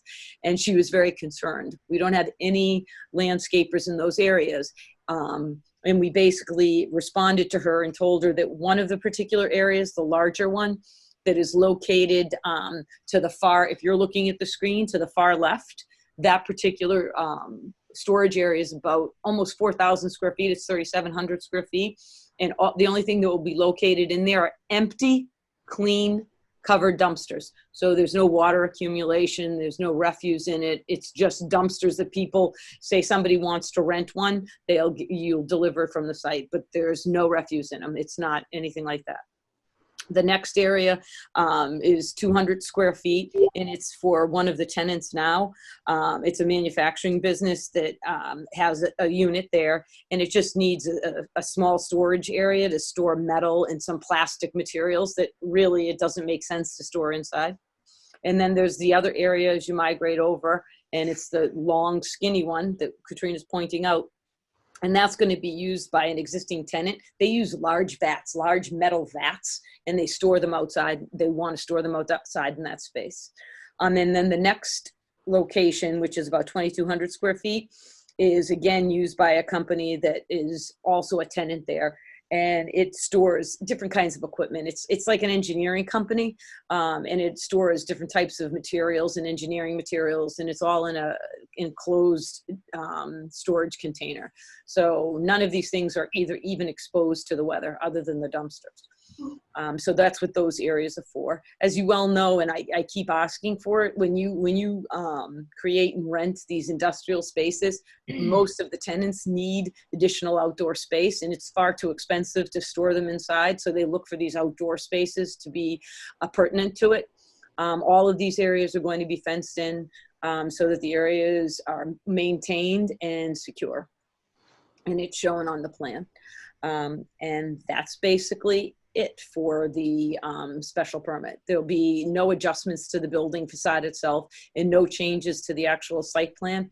All of those areas presently are already paved. Not one of them is being repaved or modified. The only change is to put up a fence to surround those areas. And again, this is off of that property off of Birch, and what this does is support existing tenants. As you know, I have to support the need to issue a special permit, which means there needs to be a community need. I mean, the community need is truly to support your businesses and to ensure that they can survive in town. And one of the things that they need is outdoor storage in this particular area. As far as accessibility and in traffic patterns, they're located outside of the traffic patterns, and they already are an existing industrial site where people are driving around in that particular area. And because they'll be fenced, they'll be protected, and it makes sense to have them in the locations they are. In addition to that, you have to provide for what types of utilities. Outdoor storage really doesn't have it. As far as utilities for the new tenant, it's a brand new facility.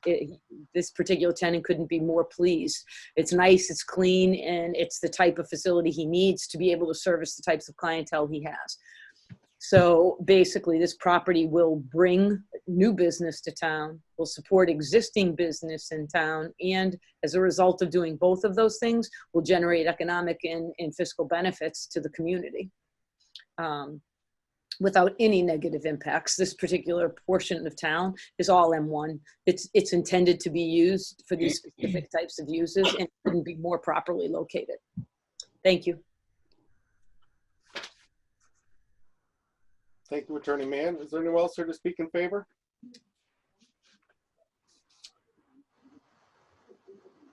Hearing none and seeing none, is there anyone here to speak in opposition?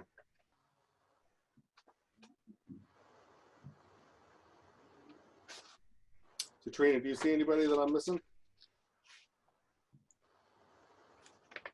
Not there, Craig. I can't. I was going to say Katrina is missing. So I don't see anybody's hand up. I don't see anybody seeking to speak in opposition. So I'm going to open it up for board discussion. Any of the board members have any questions, concerns? I don't. Attorney Mann, am I correct that well, actually, let's back up. Can you kind of explain any changes from what's currently been approved for the site? Sure. Absolutely. Except for the installation of the fences around those areas, there are absolutely no changes, Mr. Hartwell. So those areas right now, it's just a big, huge, open, expansive backyard. That's it. And because these particular tenants would like to use portions of the space to store materials, the client and the owner of the property is simply proposing to put up fencing. So that will be the only change. The areas are not impervious. I mean, pervious now, they are all impervious. So there's no site changes, Mr. Hartwell. Is there, so the footprint of the building is going to be the same. Yeah. We're adding a fence to the back. I missed my compass rose. Adding fencing along the back of the property as I see it, right? Around those particular storage areas because they're used by different tenants, yes. The ones that you circle? Yes, yes. Okay. And that's the extent of the work that's going to be done outside the footprint of the building? Yes, Mr. Hartwell, yeah.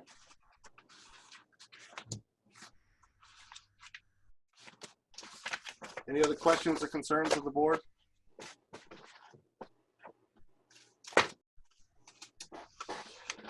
Hearing none.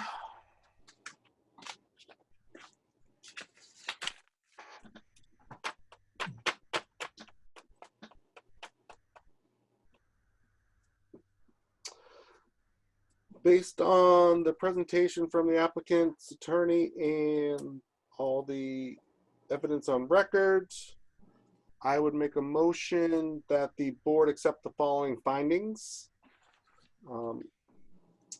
Due to the limited extent of the modifications to the property, that the proposed use of the outdoor storage areas in particular address the community need to encourage new businesses here in town and to support the reasonable efforts of landowners to improve their land. There is adequate and safe pedestrian and vehicular travel on the property already, which will not be adversely affected by the proposed change. The infrastructure, including but not limited to the utilities, are adequate for the property and any proposed changes. The proposed changes are in harmony with the neighborhood character. The natural environment, through testimony of the Conservation Commission, has been adequately protected. The town will be benefiting both, will reap the economic and fiscal benefits of welcoming a new business to the town and allowing the landowner to provide reasonable amenities to their tenants and future occupants, current and future occupants. Do I have a second? I'll second it. Vote. Yes. Yes. Carolyn?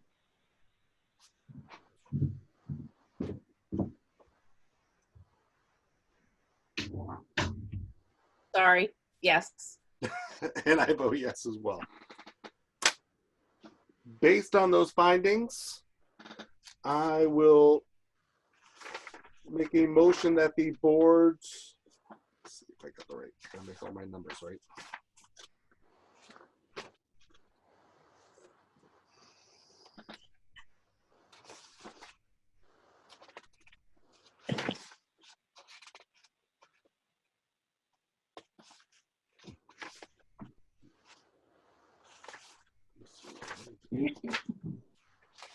Just want to make sure we have all of them lined up here. I will make a motion that based on those findings that the board issue a special permit under section 9.4 pursuant to section 3.1.2 in the table of use regulations. C, commercial section 10, authorizing the operation of a light motor vehicle service and repair business specializing in detailing of unique cars. Do I have a second? I'll second it. Vote. Ann Yes. 1, Ann Yes. 2, Carolyn Yes. 1, and Yes. Craig. I vote yes as well. Also, based on those findings, I will make a motion that the board issue a special permit under section 9.4 pursuant to section 3.1.2 in the table of use regulation commercial 20, authorizing the creation and use of outdoor storage areas for equipment, materials, and supplies. Do I have a second? Second it. Vote. Yes. Yes. Carolyn? Yes. And I vote yes as well.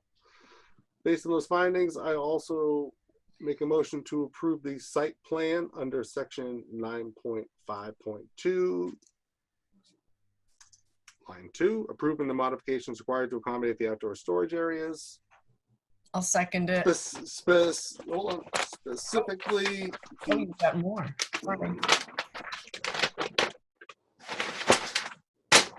the plans by, let's see.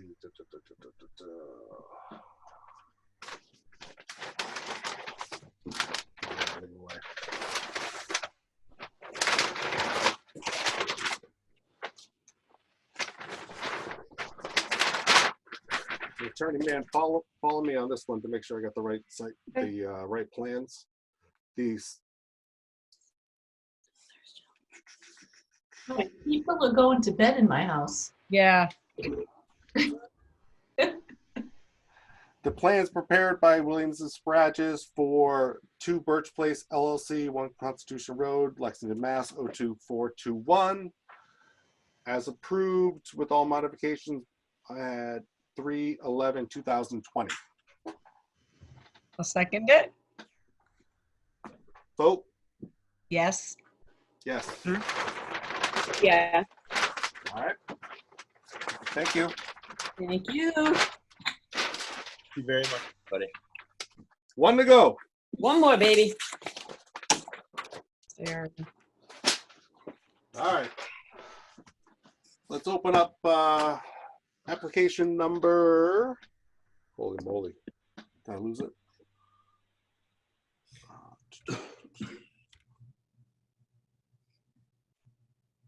Okay, so There we go. 1093.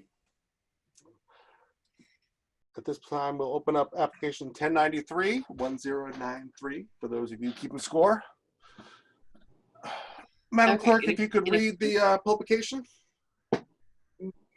in accordance with the provisions of Chapter 40A, Section 11, Mass General Law, and an emergency order suspending certain provisions of the Open Meeting Law, the Zoning Board of Appeals will hold a public hearing at 7 p.m. on April 23rd, 2020, via virtual meeting space, accessible at a URL, phone number, on the application of 3 Step Sports LLC for a special permit under sections 9.4 pursuant to section 3.1.2 to allow the operation of an indoor youth athletic facility at Building G and site plan approval under section 9.5.3.2 or any additional relief that the board may find necessary on property located at 15 Sharpners Pond Road and found on Assessor's Map 9, parcel 24 and 36. Plans can be accessed at the town website. Anyone interested in being heard should appear at the time and place designated.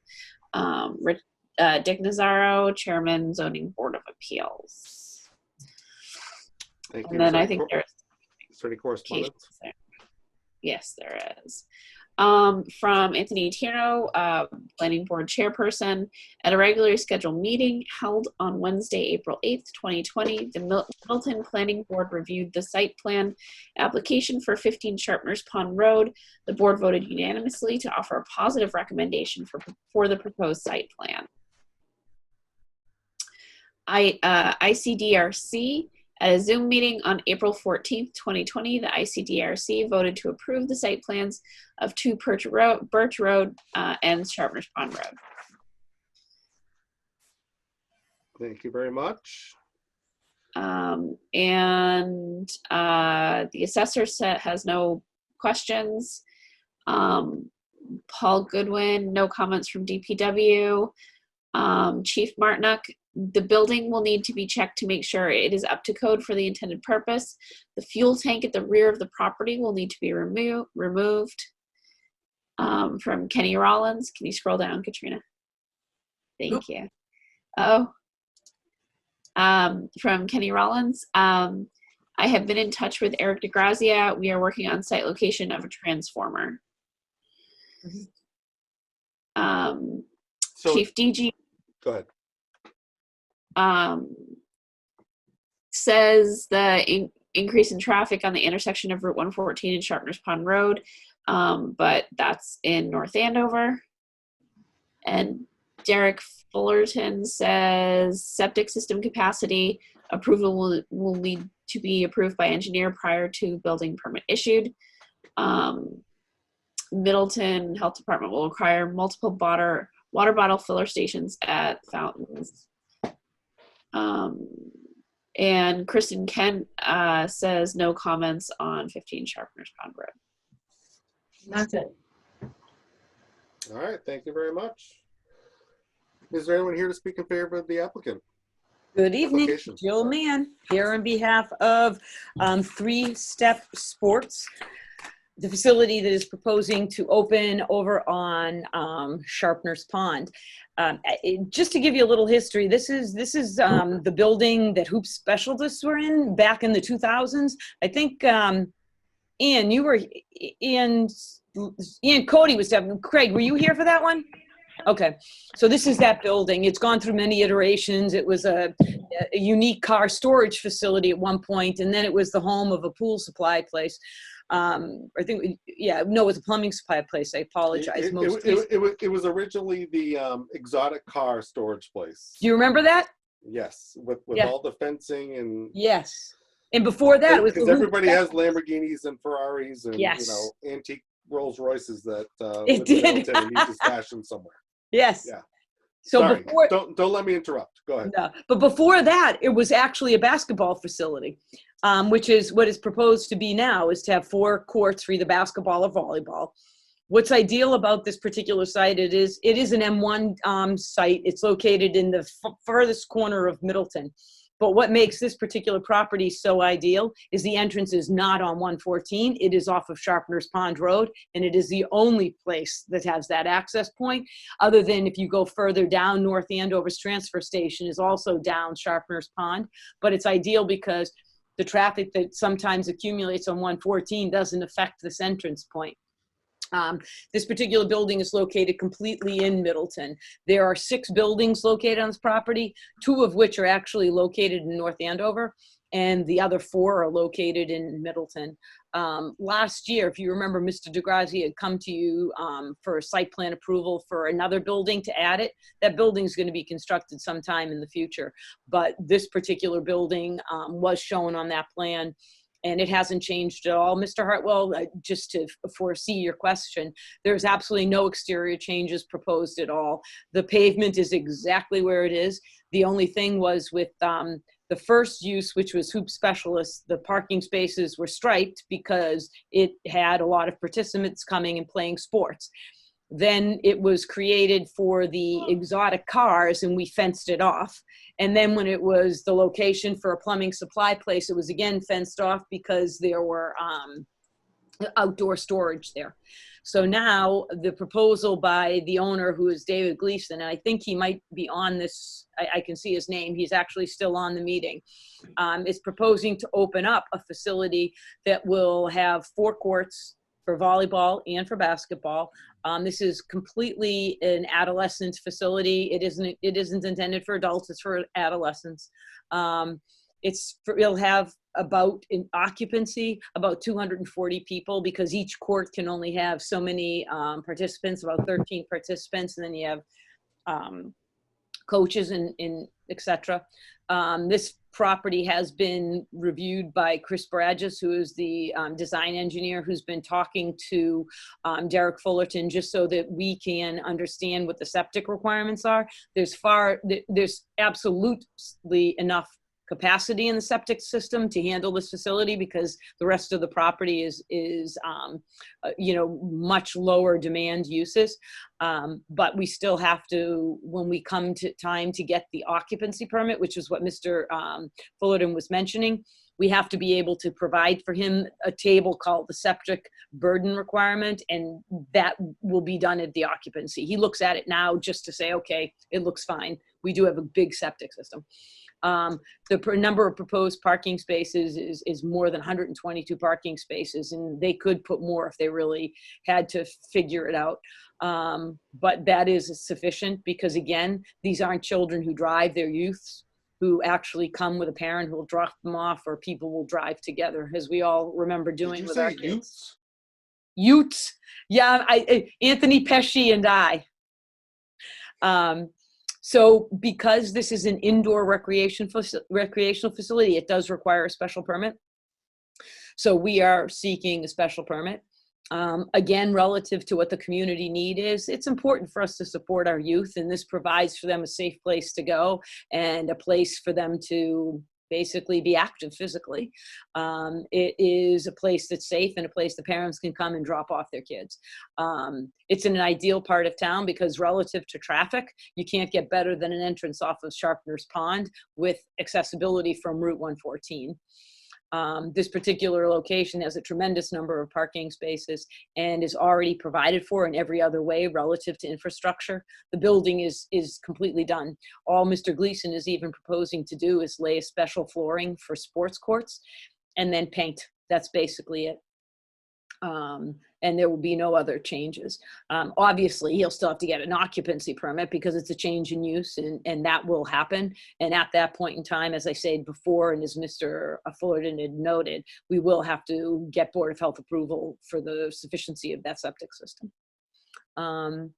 That's about it. I put in the times. The hours are what you would think for a sports facility. We say 7 to 10 because on weekends, sometimes they'll have early practices. For the most part, it'll probably start a little later and it'll end earlier. But we do have to have staff go there to open it up. So we consider that to be the opening hours. There's no food service here. It is a pure athletic facility. It's not like a Strike One or one of those places where they had like a cafeteria behind it and you could get food. That's not what this is. It's a recreational practice field. As far as fiscal benefit, this is going to fill an empty building. This building is presently empty. Not a good thing. So it's wonderful that we have a tenant who is such a welcome tenant and will bring a good business to town. Mr. Gleason does have another operating business where he does have, if you will, fields for practice. So he's not a neophyte to this area, and he actually has a lot of experience in it. At that point, I would just ask that the board grant that special permit. Thank you. Thank you, Attorney Mann. Is there anyone else here to speak in favor?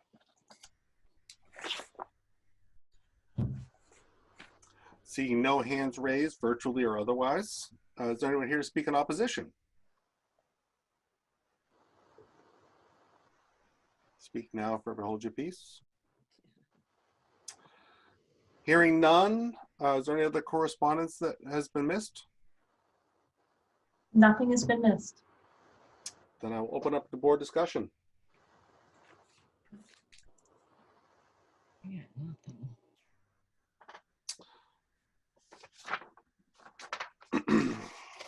I've luckily, unluckily, what have you, been involved with this property and this specific portion of the property for, oh boy, what do we have, a decade and a half now? Oh, easily, almost 15 years, yeah. So it's gone through quite the evolution of driven by the market and the economy and everything that's going on in town. And there's certainly no shortage of need for something like this. My biggest concern is the parking and the vehicular travel around the building itself, and I don't really foresee any issues with that. I haven't been out there. It's certainly been built out beyond what it was before. I mean, I think we first approved it. It was, a lot of discarded stuff that I'm sure yeah. Nomid and the rest of the DeGrazia family were happy to get rid of. So it was, a welcome addition to the town. So any other concerns or questions from anybody on the board? Hearing none, I will make a motion that the board accept the following findings. Based on the evidence presented, both at tonight's meeting and submitted for review by the board,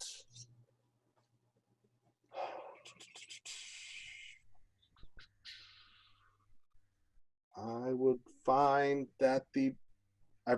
that the board find that the record demonstrates that there are no material changes to the layout of the larger parcel of the property, and therefore the property continues to comply with all dimensional, density, height, parking, and loading requirements.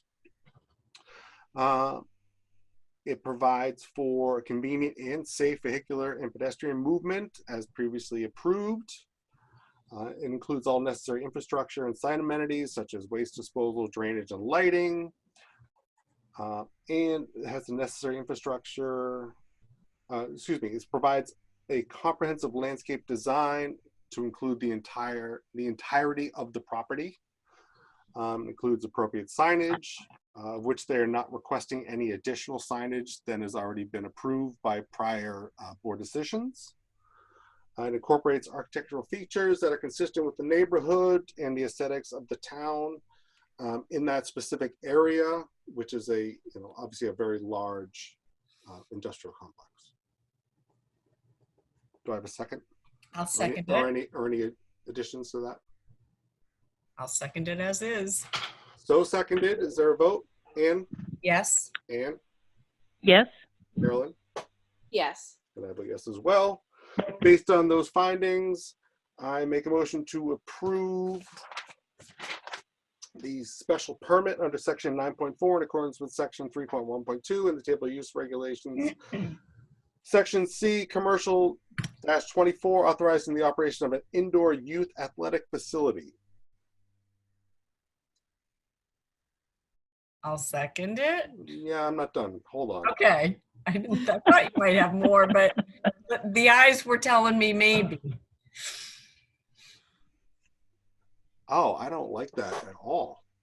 Indoor youth athletic facility? So I can't go play pickup soccer there? I'm 41.